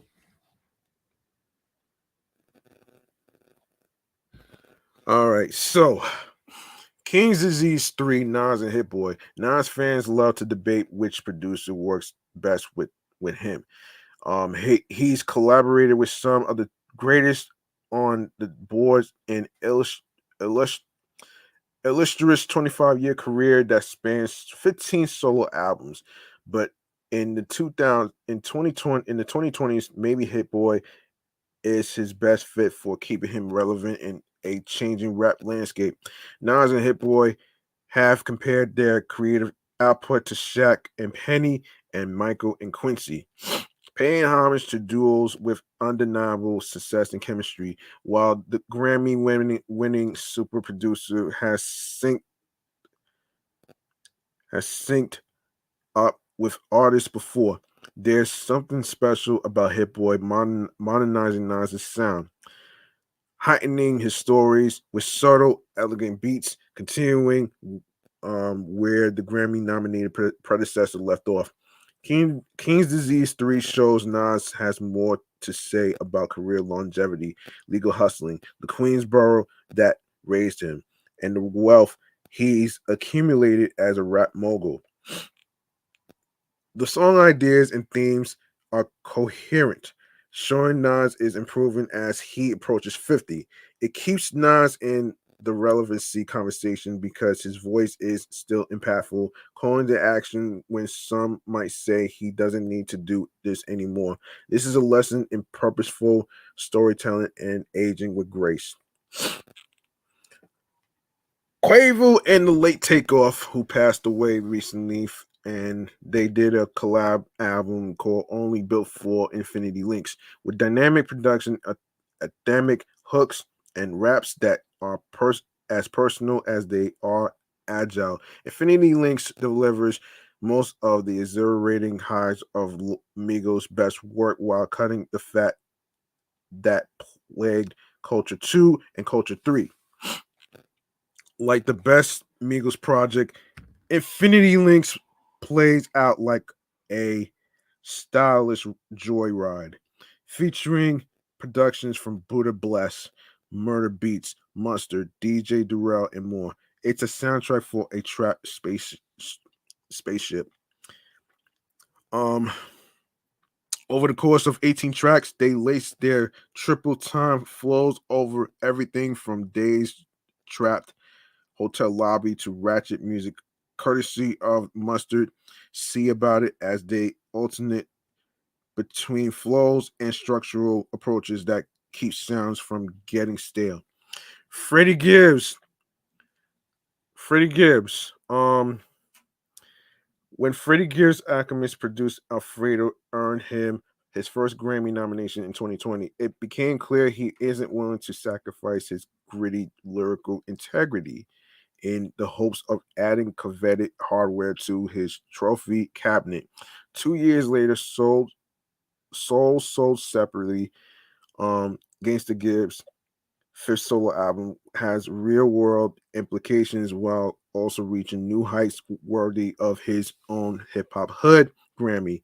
On opening the hard nosed bars of Kelly Price assisted intro couldn't be done. Um, so sold separately maneuvers in and out of countless rhythmic rabbit holes with ease. The Indiana native also elevates the caliber of his collaborations by commissioning verses from Pusha T, Rick Ross, Offset, and Moneybagg Yo, as well as producers like Boy Wonder, DJ Paul of 36 Mafia, and DJ Dahi. In the same way, the cover art for the project personifies his Big Rabbit persona. Um, sold separately, affirms Freddie Gibbs' accent from underground mainstay to mainstream contender. Oh my, okay. So the Elephant Man's bones. Alchemist and Rock Marciano. Wow. Wow. Hold on.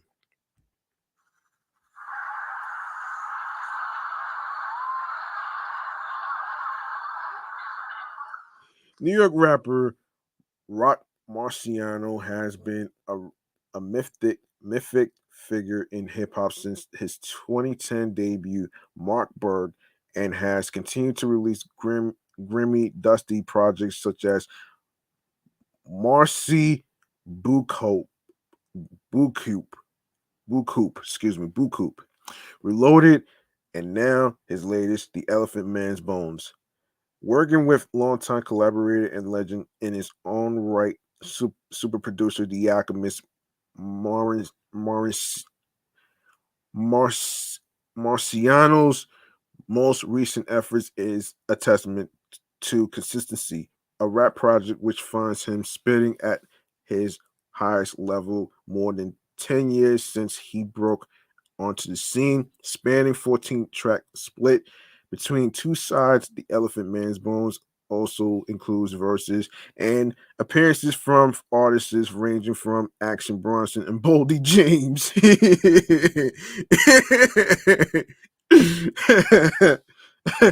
to Ice and Knowledge the Pirate. The course of the Inedible 2 by Lloyd Banks to Banks, the course of the inedible means to go backwards and remember what you are doing it for. So the course of the Inedible 2 comes a year later and arrives at a time when the former G Unit members' sword is the sharpest. He's dropped plenty of sequels for his album and mixtape franchises before, but COTI 2 proves that time has only made Banks more productive, consistent. COTI 2 is tighter than the initial installment and made for the same real rap heads who listen to Griselda, Rock Marciano, Stone God Cooks, Boldy James, and the like, resulting in an album that leans heavy into documenting street lessons learned and showed that Banks' main concern is making the music he desires trends be damned. You still hear Ho Flo Milli. Flo Milli does what she wants, upending all marketing plans and conventional rollout energy. The Alabama rapper dropped her debut studio album. You still hear Ho. 2 days before its release, maintaining her persona as a disruptor who does as she pleases, featuring guest appearances from Rico Nasty, Babyface Ray, and Tiffany New York Pollard. You Still Here Ho is a self-aware manifesto from the princess of this rap shit, flaunting cockiness and flexing staccato flows. The Alabama rapper grows her presence on tracks such as Conceited and Hottie, remaining true to her mastery of self-empowering mantras.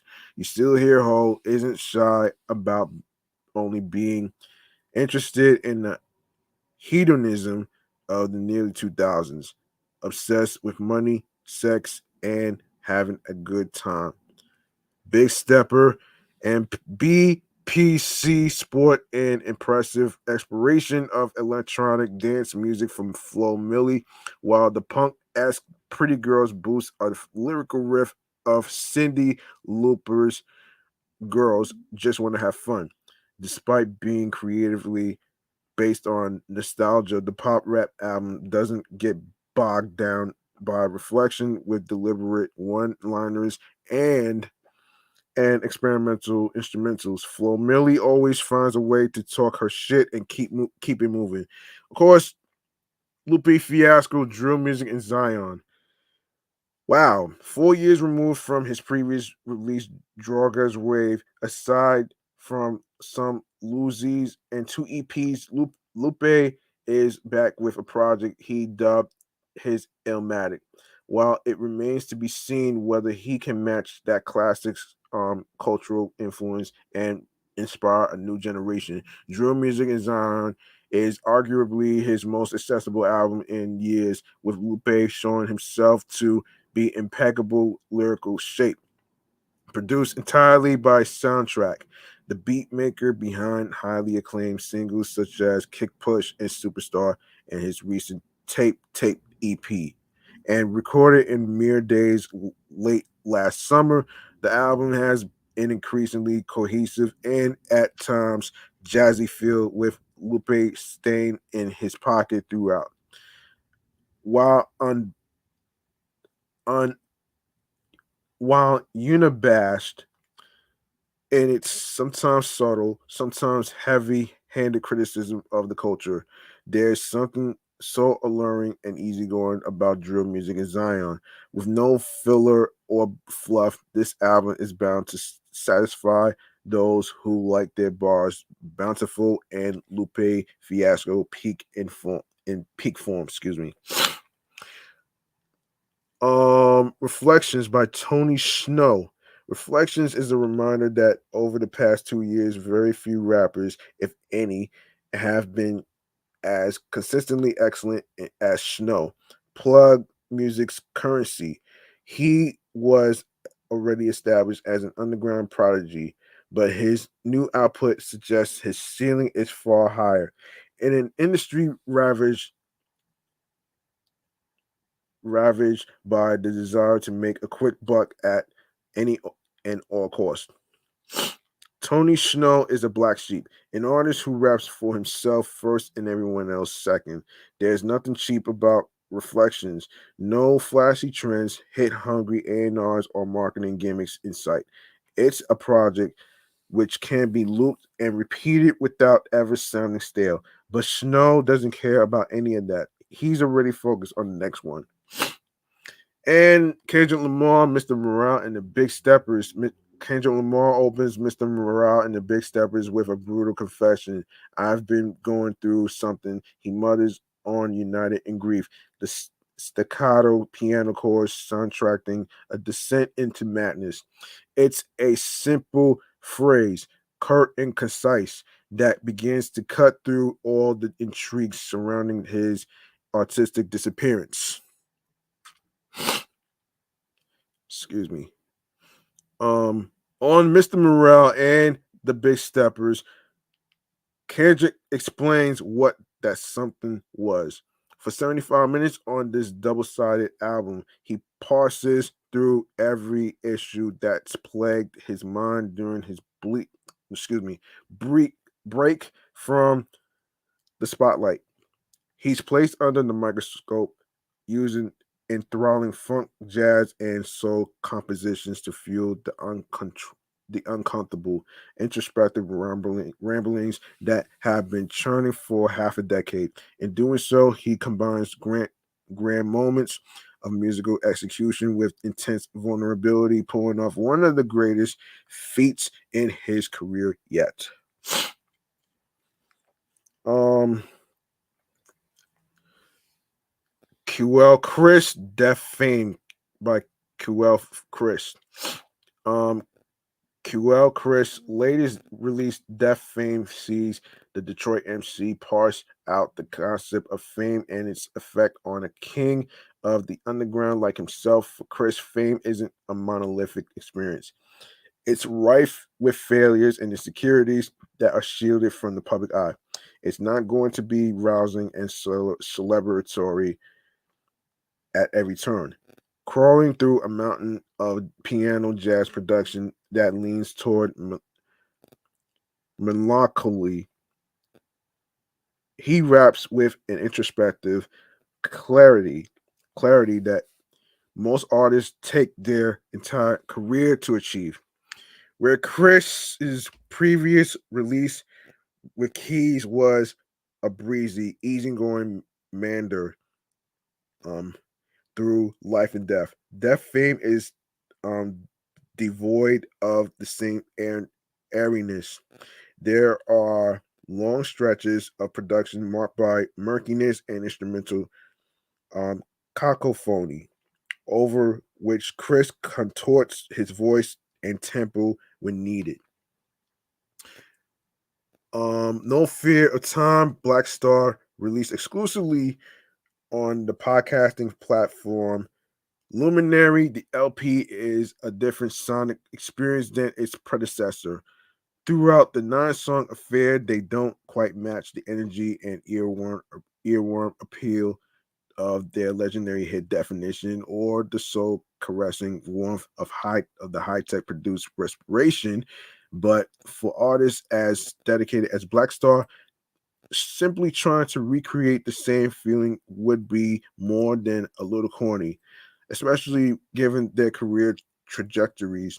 Instead, they've enlisted Madlib's trademark brand of curated chaos, displaying who they are now instead of who they once were. The patchwork of soundscapes fits like a glove as they blend themselves through a variety of themes, from self-worth to white supremacy, that highlight their differing perspectives. The results are strong and delightful, with both MCs sounding weathered but focused. Yes, Mr. Crawford, no cap. Hold on, let me see how many more. Damn. You know what? Let me just go through the names, man. I'm not gonna be able to read the whole description. So we got another music hip hop artist by Mr. Crawford, No Cap. Pusha T, It's Almost Dry. Um, Learn to Swim, Red Veil. Ramona Park, Broke My Heart, Vince Staples. Frank, Fly Anakin. God Don't Make Mistakes, Conway the Machine. Two Alive, Yeet. Continuance, Currency and Alchemist. DS Forever, Gunna. Sick, Earl Sweatshirt. Colors, NBA Youngboy. Face, Babyface Ray. Fornum, Chief Keef. And okay, so what else? What else? What else? Oh yeah, we're gonna go to Nas next though. Hold on a second. All right, all right. Okay, we're gonna go to Black Panther. No, hold on, not Black Panther. Nas, and then we go to National Dessert Day and M&M Day, and the rest after. So let's go to Nas, man. Um, Okay, we got 7 songs by Nas. Let me just find it. Let me find it. Let me find it though. Let me find it. Yes, here it is. In case you didn't know, Nas's King's Disease album is out right now. So here are some songs from Nas's 16th studio album. Are sure to be in your rotation for years to come. So, hold on a second here.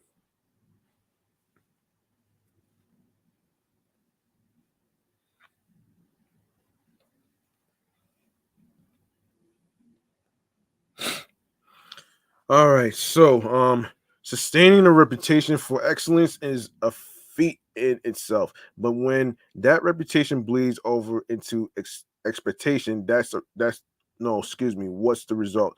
In Nas's case, it's an iconic career full of highs and the occasional low light, excuse me, both of which have been heavily predicated on his ability to live up to the lofty standards his greatness has bestowed on him. Having shouldered that load at times begrudgingly for 3 decades and counting, he's become more accustomed to the task than ever. His latest body of work, King's Disease 3, exemplifies his ever growing comfort in answering the bell and rising to the occasion. His fourth collaborative project, wholly produced by Hit Boy, whom he scored his first Grammy Award with. The album is Nas' 16th of his career and arrives at his age trend closer to the half century mark. Yet on King's Disease 3, the 49-year-old sounds as fresh and spry as he's been in ages, continuing the extended Renaissance period he's enjoyed for the better part of a decade.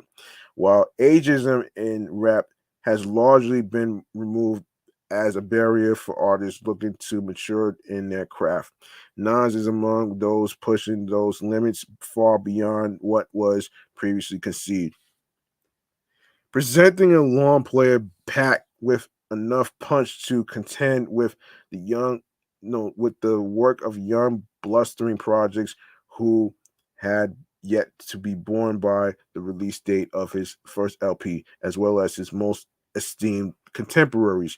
Nas reigns yet again. Vibe did a deep dive into King's Disease 3 and highlighted the 7 songs from the album that we feel are the defining moments and will be in your rotation of fan favorites. So number 7, Reminisce. Hit Boy reworks a sample of Mary J. Blige's hit 1992. You Remind Me on the thumper as Nas bask in his greatness as a cultural orator while acknowledging the rough terrain, the road traveled. Um, my comfort give you discomfort. He rhymes, brandishing the assurance, perseverance, gleaned from a life lived rolling with the punches. Comparing his current dominant run with Tom Brady's starts for championship hardware. Nas saunters over Blige's sped up and dice vocal wails, reminding listeners of his excellence yet again. Number 6, Once a Man, Twice a Child.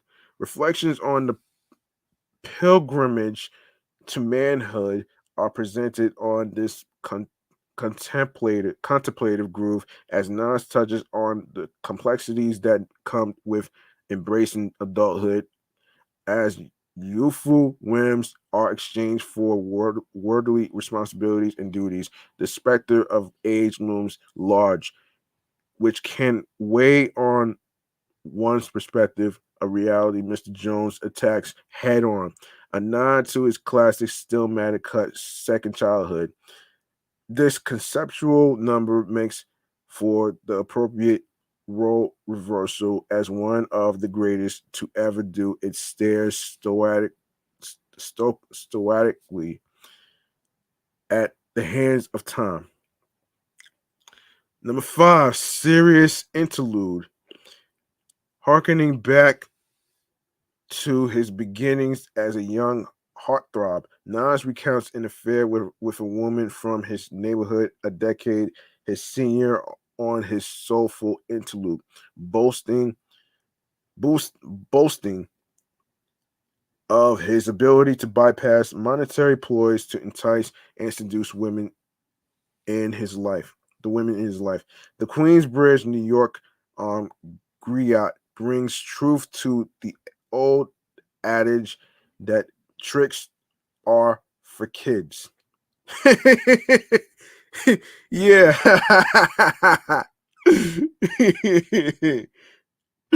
Oh man, that's the cereal slogan, man.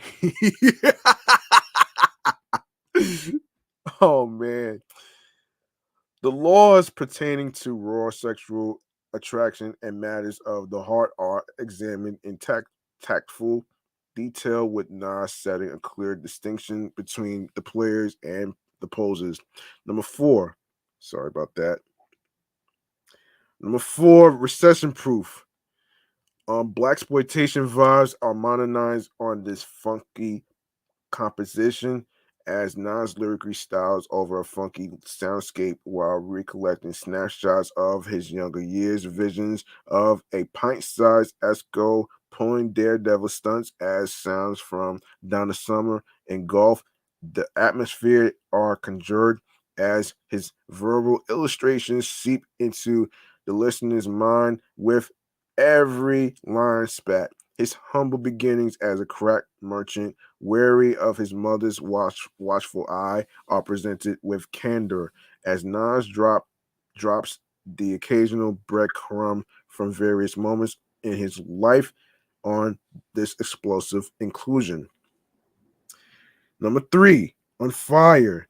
The fire inside continues to burn for Nas, as evidenced by this aptly titled salvo on its author fans flames with a lyrical spill of the highest degree, referencing his current hot streak of excellence. The esteemed wordsmith takes a brief victory lap while basking in the warmth of the compliments and acknowledgments bestowed in light of his King's Disease trilogy. Known for his observance of trends and staples from years past, the saint-eyed sipper turned venture capitalist likens his unprecedented run to the unstoppable flex that is catching heat on the classic NBA jam games. Number 2, Thun. The Nasty One unveils the latest OD to his beloved borough on this anthemic highlight, on which the proud Q borough resident pays homage to its various locales, landmarks, and favorite sons, wearing his pride for 41st and Venom side on the sleeve of his rhyme book. Esco laments the stakes of his cross-borough rivalry with Jay-Z, slyly paying reference and respect to the mastery of Hov's takeover track, while his mogul status has afforded him places of residence on the West Coast and other exotic locations. His loyalty and allegiance to the streets, avenues, and boulevards that inspired his greatest works remains intact. And number 1, Michael and Quincy with a trifecta of classic releases under their belt. Nas equates he and Hit Boy's collaborative chemistry to that of Michael Jackson and Quincy Jones on this brooding climax. Making no question of his talent, the wordsmith annihilates the proceedings, volleying a succession of intricate couplets over an explosive black backdrop, tailor-made for his indulgence. Teetering between brusque and elegant, the occasion finds its host fully concentrating his forces, accounting for the most potent contribution on King's Disease 3 and a worthy addition to his catalog of classic material. All right, so let's make some noise for Nas and the longevity of his career, and of course doing what he does best. And of course, he's turning 50, which is the same age as hip hop, man. So give it up for Nas, man.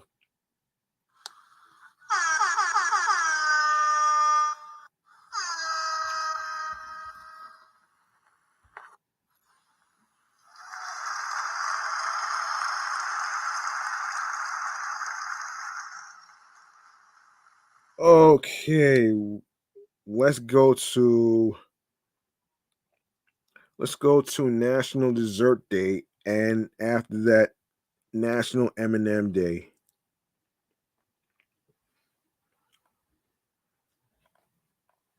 Let me see how much time we got here.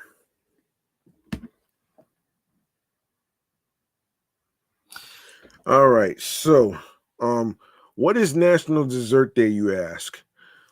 Let them eat cake. This popular French saying holds true, especially on October 14th, aka National Dessert Day. Calories don't count today, so make sure to pick up that box of donuts you've been thinking about all week. Cash in those kale salad points and reward yourself the the warm sugary glaze. You earned it. Um so um okay, so we have so there's some stuff that's related to National Dessert Day related. So this is National Cinnamon Roll Day. Ooey gooey and melts in your mouth. National Cinnamon Roll Day comes around on October 4th every year. It's the perfect day to get your hands on one of those brown sugars and cinnamon concoctions and perhaps profess your undying love for the glorious cream cheese frosting. No matter what, these batch baked beauties will brighten your day.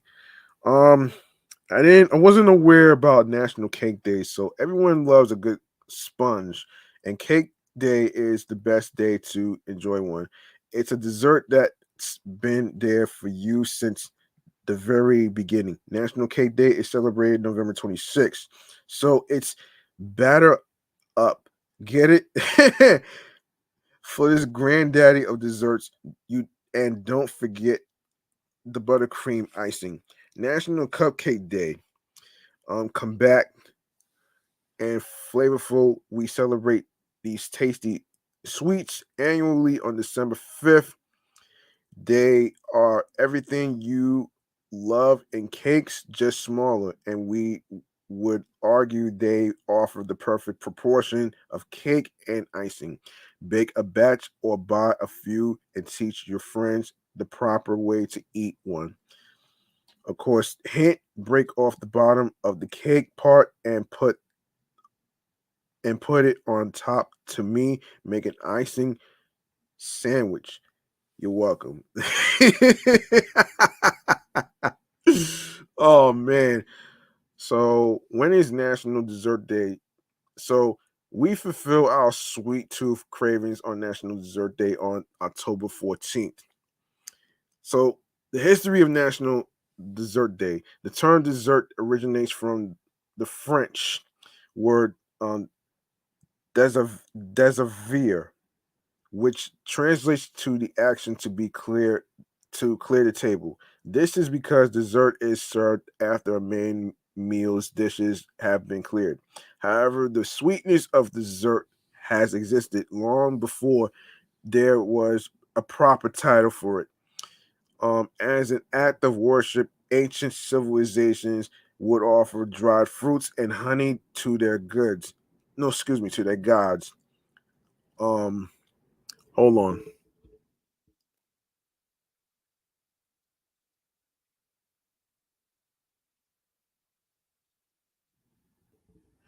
In ancient Greece, a special sweet bread was made with nuts and honey to make an almost cake-like dish called um, plakos.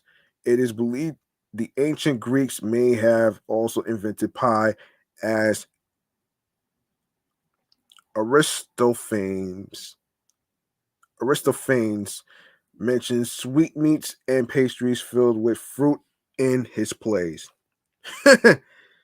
So let's see. National Dessert Day timeline. The ancient Greeks are believed to have invented cheesecake as a sort of energy booster served to athletes during the Olympic Games. Brides of the time would also cook and serve the sweet treat to their wedding guests.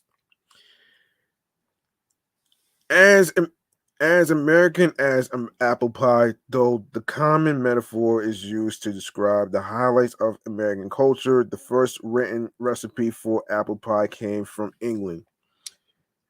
A sweet mistake. French pastry apprentice Claudius Gillet accidentally invented puff pastries after adding too much butter to his bread. Sugary goodness. Protestant settlers settlers in Pennsylvania created the sugar cookies we know and love today. Wow. Wow. Desserts by numbers. So 2,500 square feet, the length of the world's largest gingerbread house. 35 million, the number of calories and the length of the world's largest gingerbread house. Wow. Wow. Anyway, man, I'm not gonna read all this though. I'm not gonna read all this though. Hold on. But I already did anyway. So anyway, 9,000 pounds, the weight of the world's biggest chocolate bar made in Armenia. Excuse me. Um, 150,000 gallons, the amount of water mixed with the chocolate and cream to create the chocolate river in the movie Willy Wonka and the Chocolate Factory. 2001, the year when Jello was declared Utah's official snack. $7 million, the worth of the pie sold every year. 18 pounds, the amount of chocolate eaten by the average Swiss citizen. 2 hours and 45 minutes, the waiting time for buying a cronut in 2013. 87,000, the number of drink possibilities at Starbucks. Shit. Shit. Um, yeah, so National Dessert Day activities. Go ahead, order the dessert. Usually when you go to a restaurant, we restrain ourselves from picking up the dessert menu. But today is a national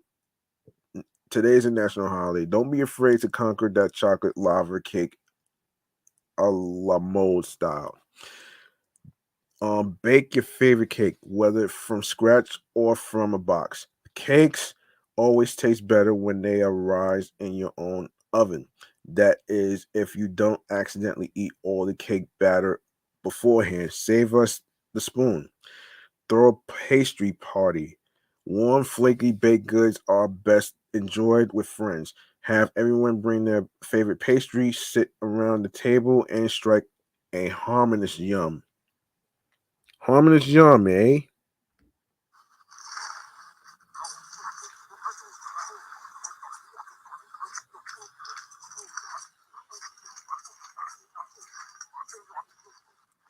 Made with love, Girl Scout cookies were originally homemade.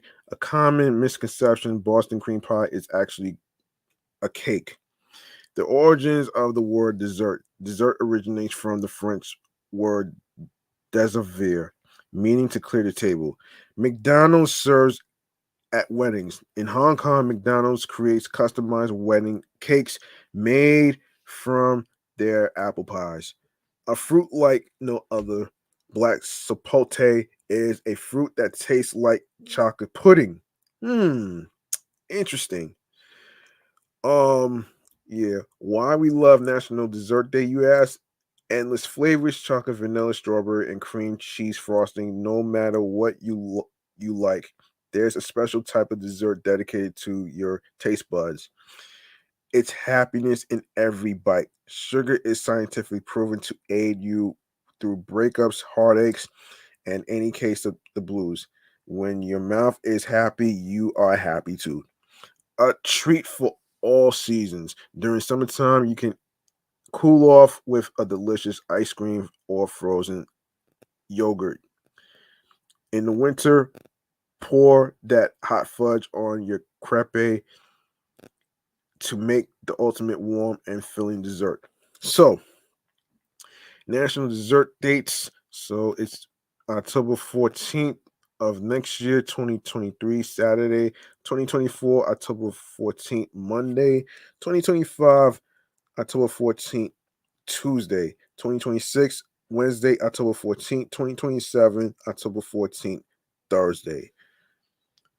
And of course, National M&Ms Day. Yes.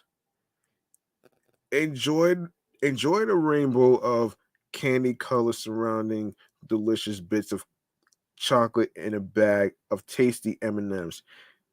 All right, so let's talk about the history of National M&M Day.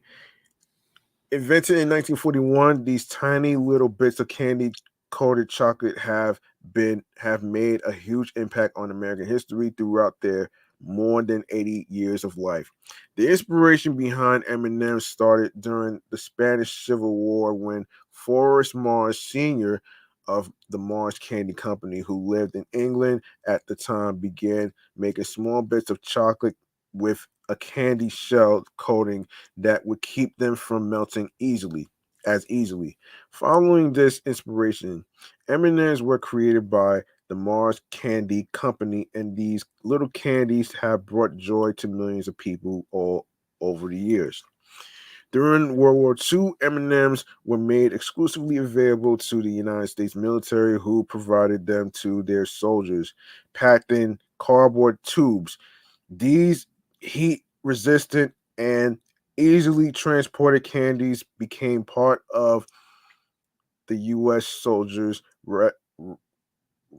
rations during the war. But it wasn't until 1950, after the war, that M&Ms finally got their now iconic little M stamp.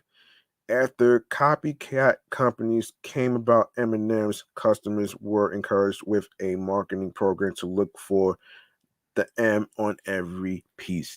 In 1981, M&M's became the first candy to ever go up into space. Damn. Oh shit. The very same reasons that these little candies were handy for wartime rations also made them perfect for travel into space. NASA's first space shuttle, Columbia, took the little candies out of the Earth's orbit and into space. Wait a minute here. Wait a minute here.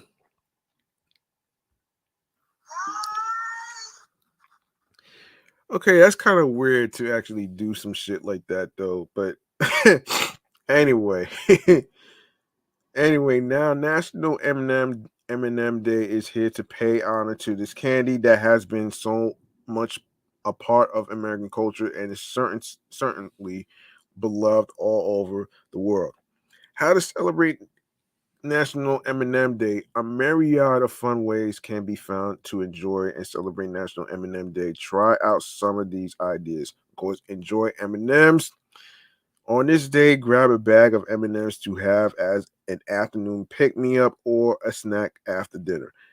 While they are perfectly delicious and when eaten on their own, they can also make a great addition to trail mixes or even sprinkled on top of ice cream, which works actually.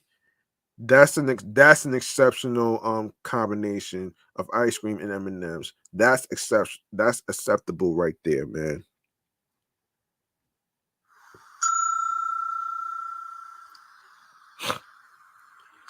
Don't forget when eating M&Ms that many different options are available, including the plain M&Ms that come in the classic brown package or the peanut version that comes in the yellow bag. Other other options that may have been a hit over the years include peanut butter M&Ms, orange bag, crispy M&Ms, blue bag, or mint M&Ms, green bag. Wow. Um, Share M&M's candies. The great thing about National M&M Day is that these little candies are perfect for sharing. Grab a huge bag and take it to the office to pass around to coworkers, or get a large container of a mini bags to send to school with the kids in celebration of the day. Bake with M&Ms. These little pieces of chocolatey rainbow goodness are excellent when used as an ingredient in baking. Try them out as a substitute for the chocolate chips in cookies or add them to granola and create some no bake granola bars. Um M&Ms are also great when eaten with popcorn or added to a brownie recipe. The options are virtually endless for National M&M Day. Yes, that's crazy, man. That's crazy and that's interesting right there. And I'm not even gonna go over all these ridiculous holidays, but the whole okay, wait a second. National German National German Chocolate Cake Day. I'll do that next year. Nutella Day. I'll do that next year, and I'll do that next year too. National Chocolate Day. I'll do that next year. Okay, so let's get into. Let's see. Let me see. All right, let's get into Dwayne The Rock Johnson. Let's get into Dwayne The Rock Johnson. Wait a minute. What's this? Wait a minute. I'm going to. I'll get to the movies after I discuss what happened with Henry Cavill. Um. All right. So Dwayne The Rock Johnson fought so hard to bring back Henry Cavill back as Superman. Um. Did it work out? Well, let's find out in our segment right here, which is the movie Man Cave Popcorn right here, man. Here it is.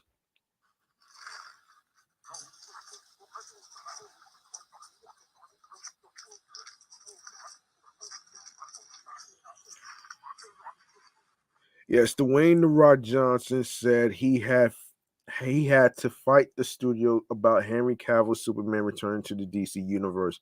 In a Twitter in a recent Twitter video where he chatted frankly about Black Adam and the future of the DC movies. The star opened up about Cavill's appearance as Superman in the end credit scene of the movie.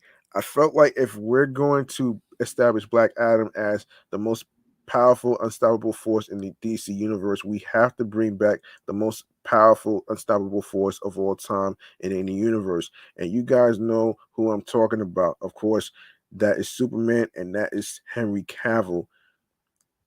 Johnson, age 50, says in the video. But Johnson, hold on a minute. But Johnson, hold on a second. Yes, but Johnson, who also produced the film, confessed that it was a battle to get the high ups to agree. At the end of the day, the studio was not bringing Henry Cavill back. Um, inexplicably and inexcusably, he said. But we weren't going to take no for an answer. This has been years in the making regarding bringing Henry Cavill back and years of strategic conversations. Of course, Black Adam, which hit theaters October 21st, stars Johnson in the title role as the character who has the power of various Egyptian gods. In a mid-credit scene, Superman shows up too.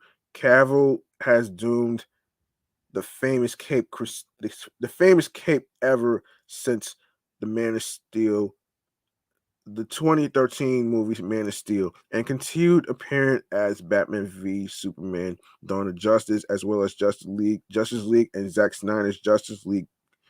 But Cavill has focused on the small screen for the past few years, starring in the Netflix fantasy series The Witcher, which premiered in 2019. So there's been speculation that he's done playing Superman. Not according to Johnson, though. Well, I hate to disappoint you. Ever since Cavill made the shocking announcement that he's leaving The Witcher to be replaced by Liam Hemsworth, there's been rumors that his departure has to do with resuming his role as Superman. While Johnson didn't directly address The Witcher, he did say that bringing back Cavill is an important part of the plans for the future of the DC Universe movies, which also includes Shazam, Justice League, Aquaman, Wonder Woman, and more. The DC Universe had a rockier time at the box office than its Marvel rival, with mixed reviews. A shelled Batgirl movie, toxic fans, plus controversy over Joss Whedon's version versus Snyder's version for Justice League. But Johnson thinks that Cavill's Superman is the way forward. There's no viable logical way that you can attempt to build out the DC universe without the most powerful force and greatest superhero of all time sitting on the sidelines. It's impossible to do, said Johnson. Yeah, he's right about that though. It all comes down to where's Superman. You have to have Superman in the mix. He said that there was also no chance of replacing Cavill with a different actor. There was no other Superman, by the way. Henry Cavill is our generation's Superman, and in my opinion, the greatest Superman of all time. So bringing Henry back now, we build out the DC universe properly, strategically, smartly. It's a new era in the DC universe. Well, I hate to disappoint you folks out there that are comic book fans of DC and all that other stuff. I hate to disappoint you, but I have to really tell it like it is though. Um so give me a second.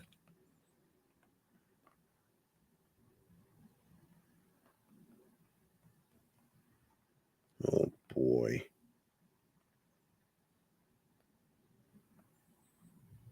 This is crazy, man. This is crazy. Oh boy.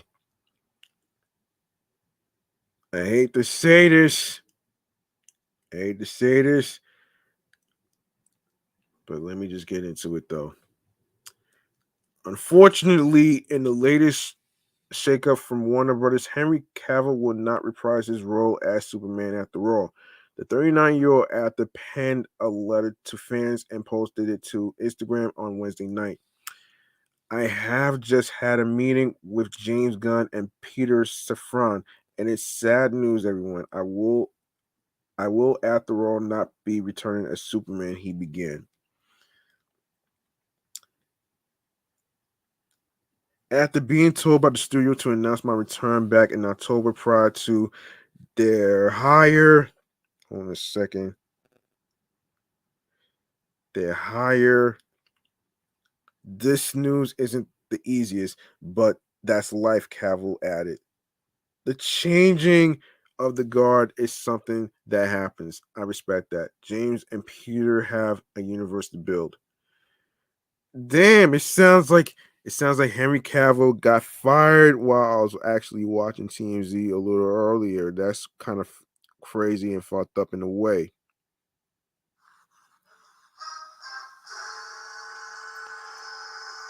Let me tell you something, man. This is fucked up.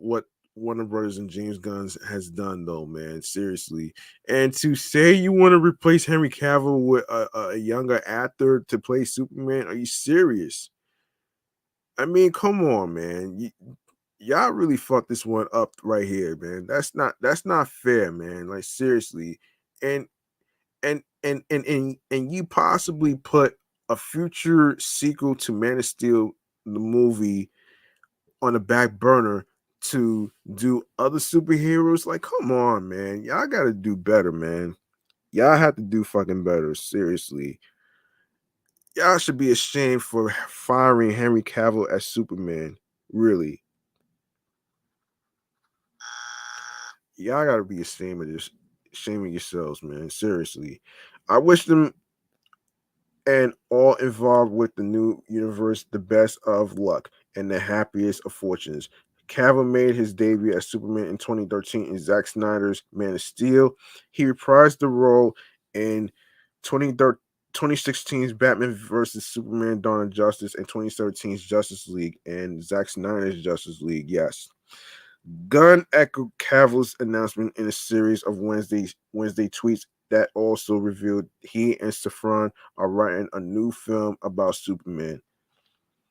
Peter and I have a DC slate ready to go, which we couldn't be more over the moon about. We'll be able to share some exciting information about our first projects at the beginning of the year, he said.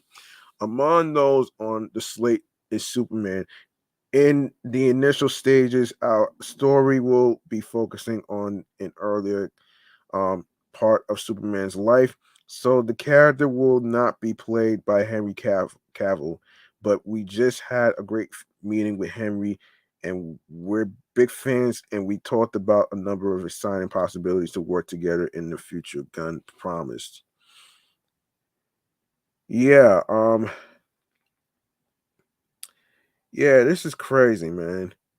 Gunn and Safran were announced as co-chairman and CEOs for the film, TV and animation division of DC Studios, a newly formed Warner Brothers sector that replaced DC Films in October. They each have extensive experience with the superhero genre, having brought some of the Marvel Cinematic Universe and DC Universe's most popular characters to life in hit films and series such as Marvel's blockbuster Guardians of the Galaxy, DC's highest grossing movie, Aquaman, as well as Shazam, The Suicide Squad, and HBO Max's live action series Peacemaker. Just a few weeks ago, Dwayne Johnson admitted that he fought for years with studio executives to bring Cavill back as Superman, but for now he's hanging up his cape. This is sad, man. This is so sad, man. Seriously, and it's just fucked up right there, man. It's fucked up though. Seriously. Um. Yeah, but I'll probably have to. This is just crazy. Now, I didn't mean to put this in this episode, but I had to talk about it though, man. You know what I'm saying? But in episode 220, I'll probably discuss that a little further. So anyway, man, let's get to Black Panther Wakanda Forever. That's been number one in the box office for the fifth time. The fifth time in a row, man. That's crazy. Um yes. Yes. All right. Let me see. Let me see something here. Oh shit, 224.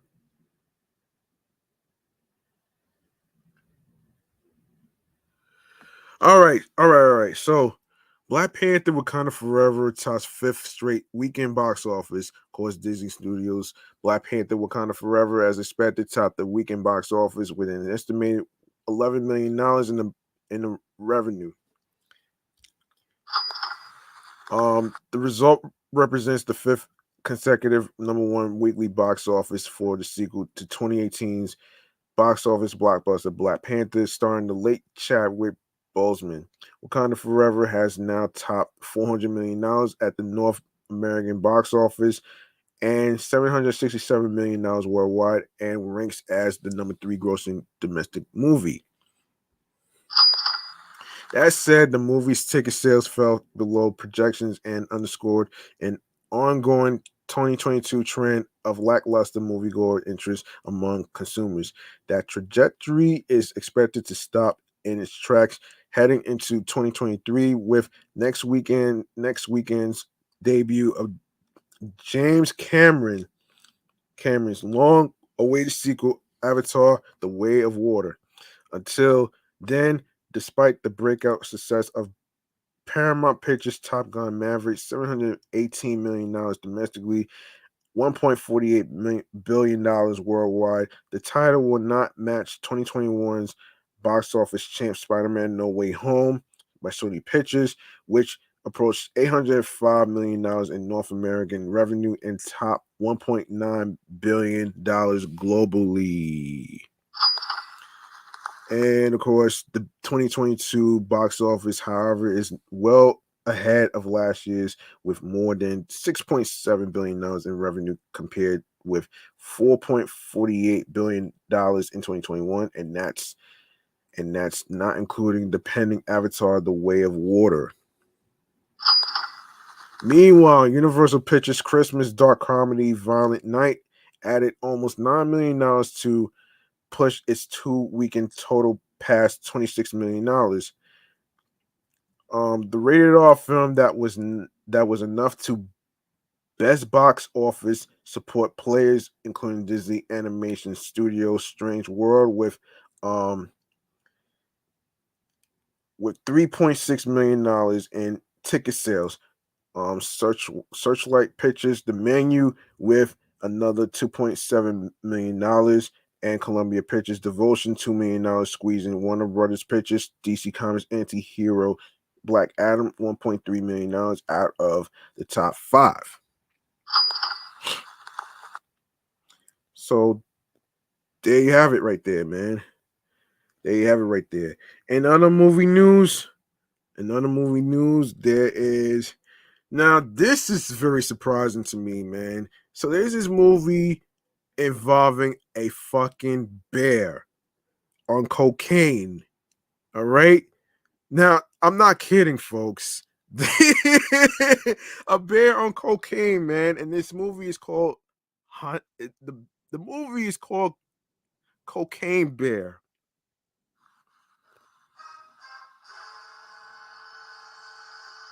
If you don't know what Cocaine Bear is, folks, I will fill you in on this. And this is according to The Guardian right here. Okay, ever since it was announced back in April, Cocaine Bear has held a very special place in the heart of moviegoers. A film based on the real life story of a 175-pound black bear who ingested a duffel bag of abandoned cocaine in northern Georgia in 1985. Cocaine Bear seemed to have everything that a discerning modern audience would want in a film, which is to say, a bear and some cocaine. Oh my gosh.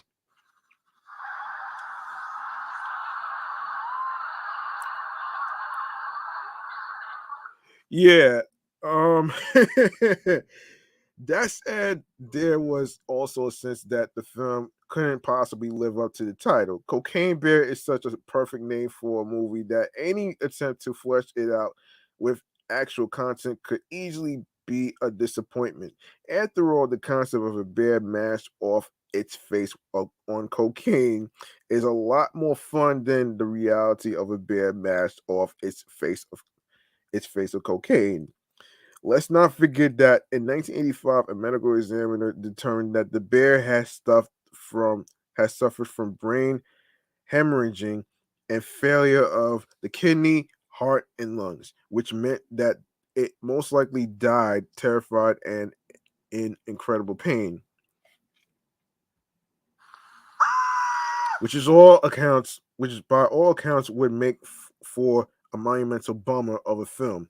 But now anxious would-be Cocaine Bear fans can breathe a very small sigh of relief because the first Cocaine Bear trailer has been released, and well, it doesn't seem particularly afraid of its own premise. As soon as the bear first looms into view, it is perfectly evident that the bear is absolutely without question on cocaine. It knocks a door off its hinges, snarling and drooling with a berserk look on its face. It rolls around on its back, it sprints along a road and dives head first into a speeding ambulance. It pauses briefly to admire a passing butterfly. It vaults up a tree and eats Jesse Tyler Ferguson from Modern Family, all classic cocaine behavior.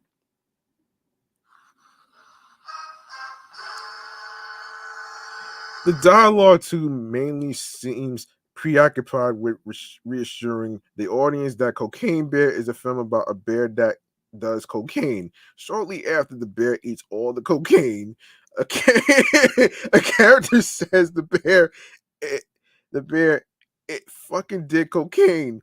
A sentiment he swiftly clarifies by adding, a bear did cocaine. Seconds later, an older character announces as solemnly as any human can, apex predator, high on cocaine, out of his mind. Someone asked surely rhetorically, rhetorically, what the fuck is up with that bear? Another looks at the bear and tells it, "Oh man, you fucked." A child describes as the bear as fucked with such undiluted relish that the line reading and automatically destined to overshadow everything else he does in his career. Clearly, on the basis of the trailer alone, Cocaine Bear is going to be an absolute blast. It looks like um it is exactly the sort of film you would see if your primary cinematic interests are bears and cocaine. If the film can sustain the sheer berserk energy of the trailer, then Cocaine Bear is destined to become a classic. But let's not get carried away. The world is full of movie trailers stuffed with overpromise, recontextualizing all the good bits in a way that the full film could never hope to emulate. Remember when the first Suicide trailer was released? Remember how it tricked people into thinking that it was going to be good? And that was just a boring old superhero movie containing exactly zero bears on cocaine. Cocaine Bear, meanwhile, walks a much more precarious tightrope. People know what they want the film to be. The trailer has hinted that it will also be this film. So now Cocaine Bear has to walk it like it talks it. To fulfill the promise of the trailer, it needs to only be a film about a bear on cocaine. There must be no heavy handed moralizing about the drug trade. There must be minimal realistic depictions of a bear dying from a debilitating drug overdose. There should be no subplots whatsoever. I am going to watch Cocaine Bear. I'm going to pay for my own ticket, but I swear to God, if I so much as sense any dialogue whatsoever that does not directly discuss what a bear is like when it is on cocaine, I am demanding a refund. It's an uphill task. Cocaine Bear may still snatch defeat from the jaws of victory, but if any film can pull it off, it's Cocaine Bear. I believe you, Cocaine Bear. Oh my gosh, man.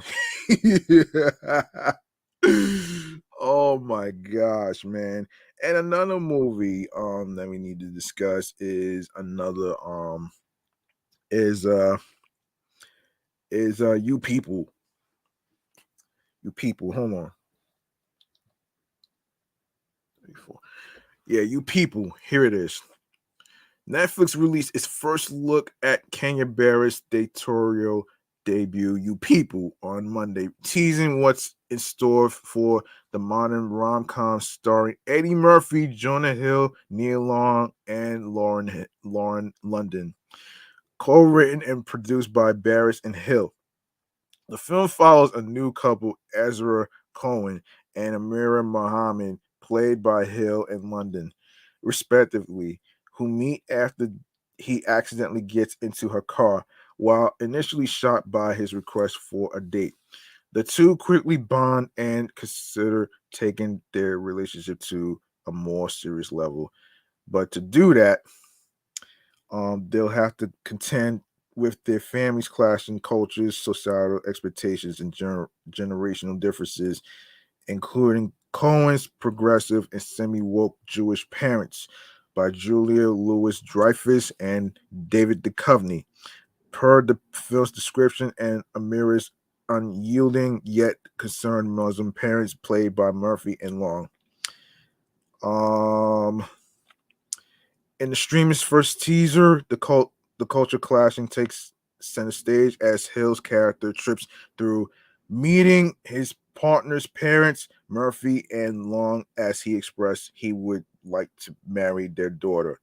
So, do you hang out in the hood all the time, or do you just come up here for our food and our women? A stone-faced Murphy asks Hill, who sits across from him at the table in the Los Angeles Roscoe's Chicken and Waffles. It's a valid question. Long, similarly stoic, follows before a visibly uncomfortable Hill squeaks out, "It is." The conversation only spirals south from there as Hill attempts to earn the approval of the partner's parents through increasingly uncomfortable botched discussions about interracial relationships and mixed race identity. The film also stars Sam J., Elia Guild, Travis Bennett, Molly Gordon, Rhea Perlman, Dion Cole, Andrea Savage, Mike Epps, Emily Arlook, Alani Lala Anthony, and Brian Greenberg. Kevin Misher serves as a producer alongside Hill and Murphy, with David Hyman, Matt Dines, Harold Rothstein, Allison Goodwin, Michelle Deschamps, Andy Berman, and Sharice Hewitt Webster as serving as executive producers. You People drops on Netflix on January 27, 2023 of next year. So check your local listings for your Netflix subscribers. And of course, because Christmas is around the corner, now one of the movies I actually have to get into has to do with One Delicious Christmas. Okay, so check this out. One Delicious Christmas. So yeah, One Delicious Christmas. Let me just get the description. Okay, let's get a description actually. Okay, the description. Hold on a second. Let me see. Let me just find it. Let me find it. Okay, One Delicious Christmas. It's gotta be no. No. Okay. There's gotta be like okay, one second. Okay, one second. So let's see. Let me just make sure. So this is from Food Network actually. So hold on a second. All right.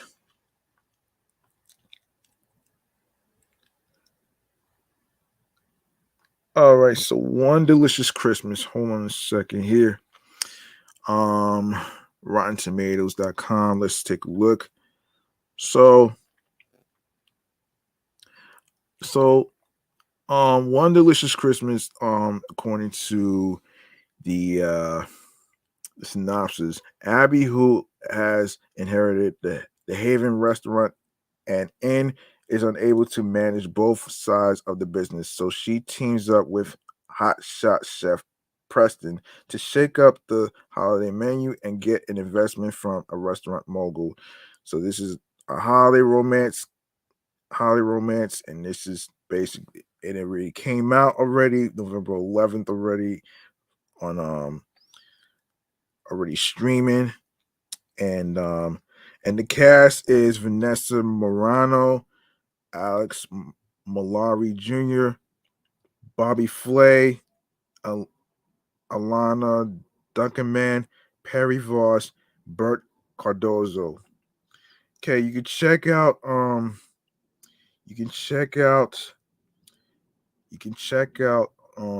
One Delicious Christmas, which is on Discovery Plus.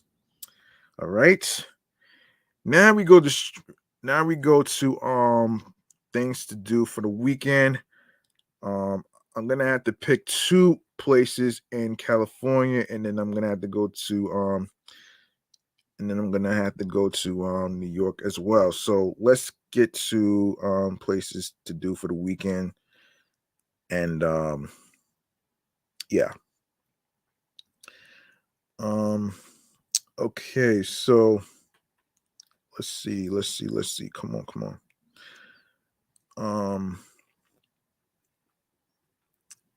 Okay, wait a second here.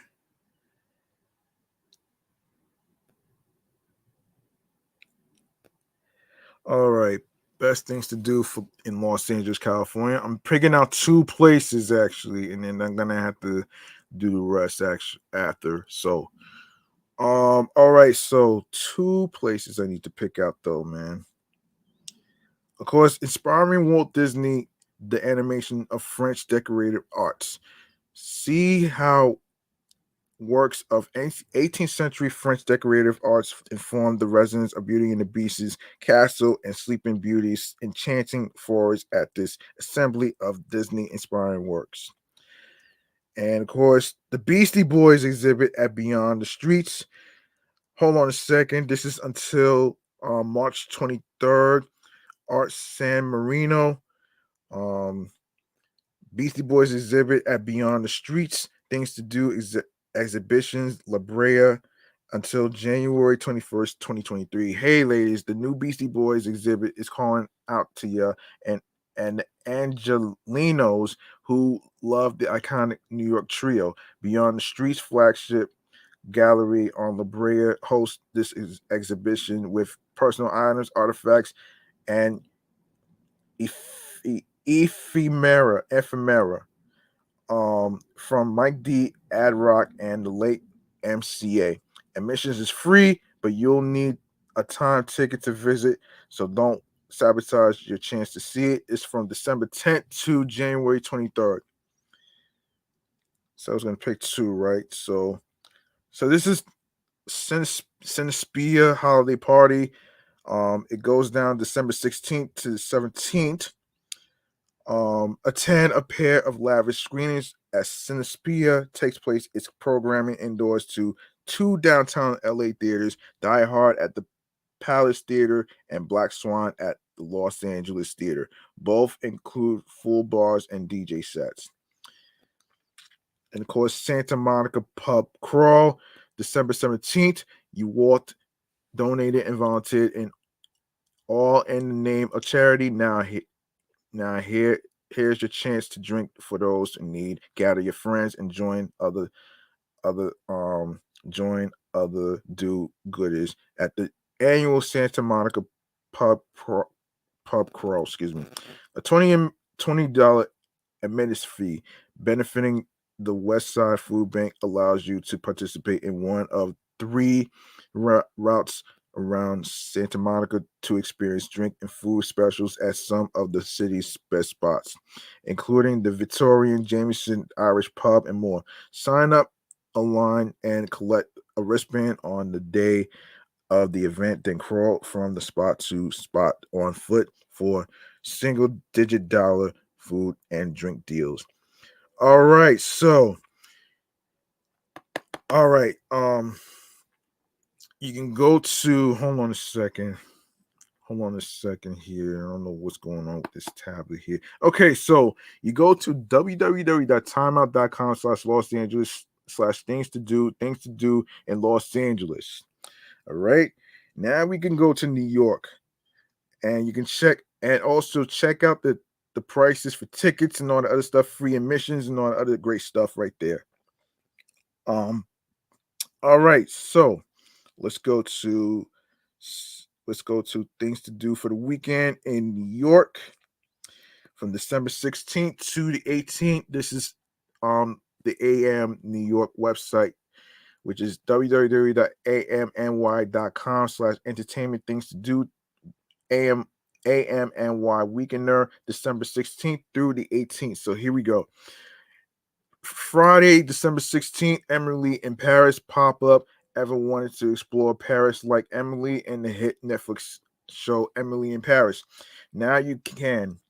This weekend, Netflix is hosting a pop-up dedicated to the show in New York City's Little Paris neighborhood. Come by and enjoy fresh flowers, bouquets, a crepe cart, the Catbird Holiday Market, and so much more. The pop-up will take place from December 15th to the 17th from 12 p.m. to 7 p.m. each day. Free to join. Additional charges based on vendors. Center Street between Broome and Grand Streets, Manhattan. Let me see. Okay, so let me just speed this up. Okay, Queendom at Pete's Candy Store. Of course, obviously, let me just speed this up actually. So it starts at 7 p.m. and it's hosted by Sirius XM's Bobby Hankerson. December's Queendom Holiday Spectacular is a night of laughs, and it's free, but collecting donations for immigration equality with a match for the first $50. $50. And it's located at 709 Lorimer Street, Brooklyn, New York. December 17th, Saturday, War by Parker store opening celebration. And the new Union Square store is already will host a special celebration, and the store will hand out cookies from Chip City and hot chocolate from Bread's Bakery, as well as posters featuring custom in-store artwork by New York City-based artist Timothy Goodman. Of course, you can come by and enjoy treats, DJ sets from Carl Blanchard and Scott Vernon, and so much more. Starts 10 a.m. to 7 p.m. Free admission, located at 73 Fifth Avenue, Union Square. The Muppet Christmas Carol 30th anniversary screening. Wow. Okay, so it is going to be in honor of, yes, this is the 30th anniversary, which is the same anniversary of Beauty and the Beast. The screening will be introduced by Jim Henson's Legacy President Craig Sheeman, who will present rare photos and clips from the making of the film. It starts at 1 p.m. Tickets $15. Tickets is $15, $11 for senior and students, $9 for youth ages 3 to 17, and discounted for MOMI members $7, $11 to $11. Located at 35th Avenue, Astoria, Queens, New York. NYB Glow. The bus ad I've been seeing lately. NYB Glow. No, NYBG Glow, excuse me. Get ready to glow. The New York Botanical Gardens Glow has returned for its third holiday season. Explore the landscape of the garden after dark while it's illuminated by several bright and twinkling lights. The experience is open from 5 to 10 p.m. on marked days. Tickets start at $39 for adults and $24 for children. And it's located at 2900 Southern Boulevard in the Bronx. And lastly, two places Sunday, December 18th, Santa's Corner at Bank of America Winter Village at Bryant Park. And of course, Santa Claus is coming to town. Swing by the Bank of America Winter Village at Bryant Park this weekend to visit St. Nick himself and take a free photo with him. Guests will be accommodated on the first come, first serve basis, 10 a.m. to 12 p.m. It's free. Fifth Avenue and Avenue of the Americas, and between 40th and 42nd Streets, Midtown Manhattan. A very House of Yes Hanukkah, of course. House of Yes is kicking off Hanukkah with a special night of performances hosted by Rebezin, Aviva V, aka Madam Vivian V. The night guarantees DJs and dancing, candle lighting, latkes, jelly donuts, and so much more. You must be 21 and over to attend. It starts 10 p.m. to 4 a.m. Ticket starts at $12.23. $12.23. And it's located at Wyckoff Avenue in Brooklyn, New York. All right, man. I'm going to wrap this up right here. And I'm going to go to Stream Choices on the Go real quick, because I have to actually wrap up this thing anyway. So this is going to be Stream Choices on the Go. Here we go, right here, man. Here we go. And yes, you know what to do, folks. You like what you heard in every episode, including this one right here. And if you enjoyed the crazy topics, including the movies like Cocaine Bear and all the other movies in the Movie Man Cave segment and other segments that we just did and stuff like that, why don't you go ahead and follow and show some love by following Off the Meat Rack Chainz New York podcast on Facebook and Instagram, alongside with my sports podcast, Excellent Fun Vibrant Talks podcast, the review show, Meticulous Values podcast, and myself, G Money Stacks 555 in Queens, New York. Once again, turn on your notifications for more info on when each episode is going to be dropping and other details.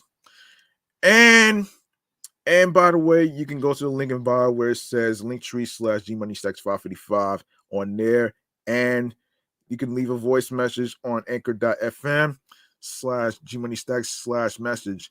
And starting with Anchor, Audacity, Audible, Audio Burst, Amazon Music, Breaker, Castbox FM, Deezer, Listen Notes, Moon FM Podcast, Player FM, Pocket Cast, Podbay, Podfriend, Podopolo, Podorama, Podcast Index, Podcast Addict, Podchaser, Podverse, Reason FM, Spotify, Stitcher, TuneIn Radio, Google Podcasts, and don't forget to listen to the episodes of Off the Meat Rat Chainz New York podcast episodes on Radio Public, alongside with iHeartRadio, the #1 app for music, radio, and podcasts.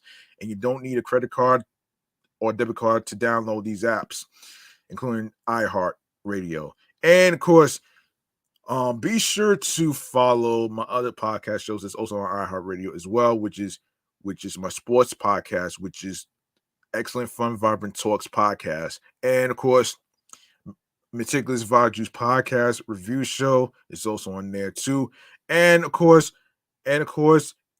including YouTube. Make sure you grab that subscribe button for me on the YouTube channel page, G Money Stacks 555 of the New York podcast episodes that's already uploaded and posted to the YouTube channel page. Leave a like and a comment along with the episodes, and of course, be sure to stay tuned for more video content, upcoming episodes, previous episodes. Make sure you share the episodes, the videos, download these episodes, listen, stream, watch these episodes, tell a friend to another friend, share, spread the word, and of course, share the podcast along with your husbands, wives, boyfriends, girlfriends, friends, and people you're cool with, and the people you met at events and wherever else you meet people. All right, I'm about to be out of here, man. I'm G Money Stacks. Thank you very much for listening, tuning in, and rocking with me on this episode right here of episode 219, which is dedicated to the desserts and M&Ms. And by the way, it is called Desserts with your favorite M&M Candies. So there you have it right there, folks. And remember, the grind doesn't stop. New York wasn't built in a day. If you want something, you have to work hard for it and then earn it. And on top of that, follow your goals and dreams. Be sure to do something that makes you smile creatively, mentally, physically, and spiritually. That gets you into your zone on your P's and Q's alongside with tunnel vision. All right. I'm out of here. Thank you so much. Have a nice weekend, folks, and enjoy the places that I just recommended. And be careful out there. Take your children, your friends, and all that other stuff to like Bryant Park and all these other places that's Christmas related. Peace out. One love. And have yourselves a good night, folks. Yeah.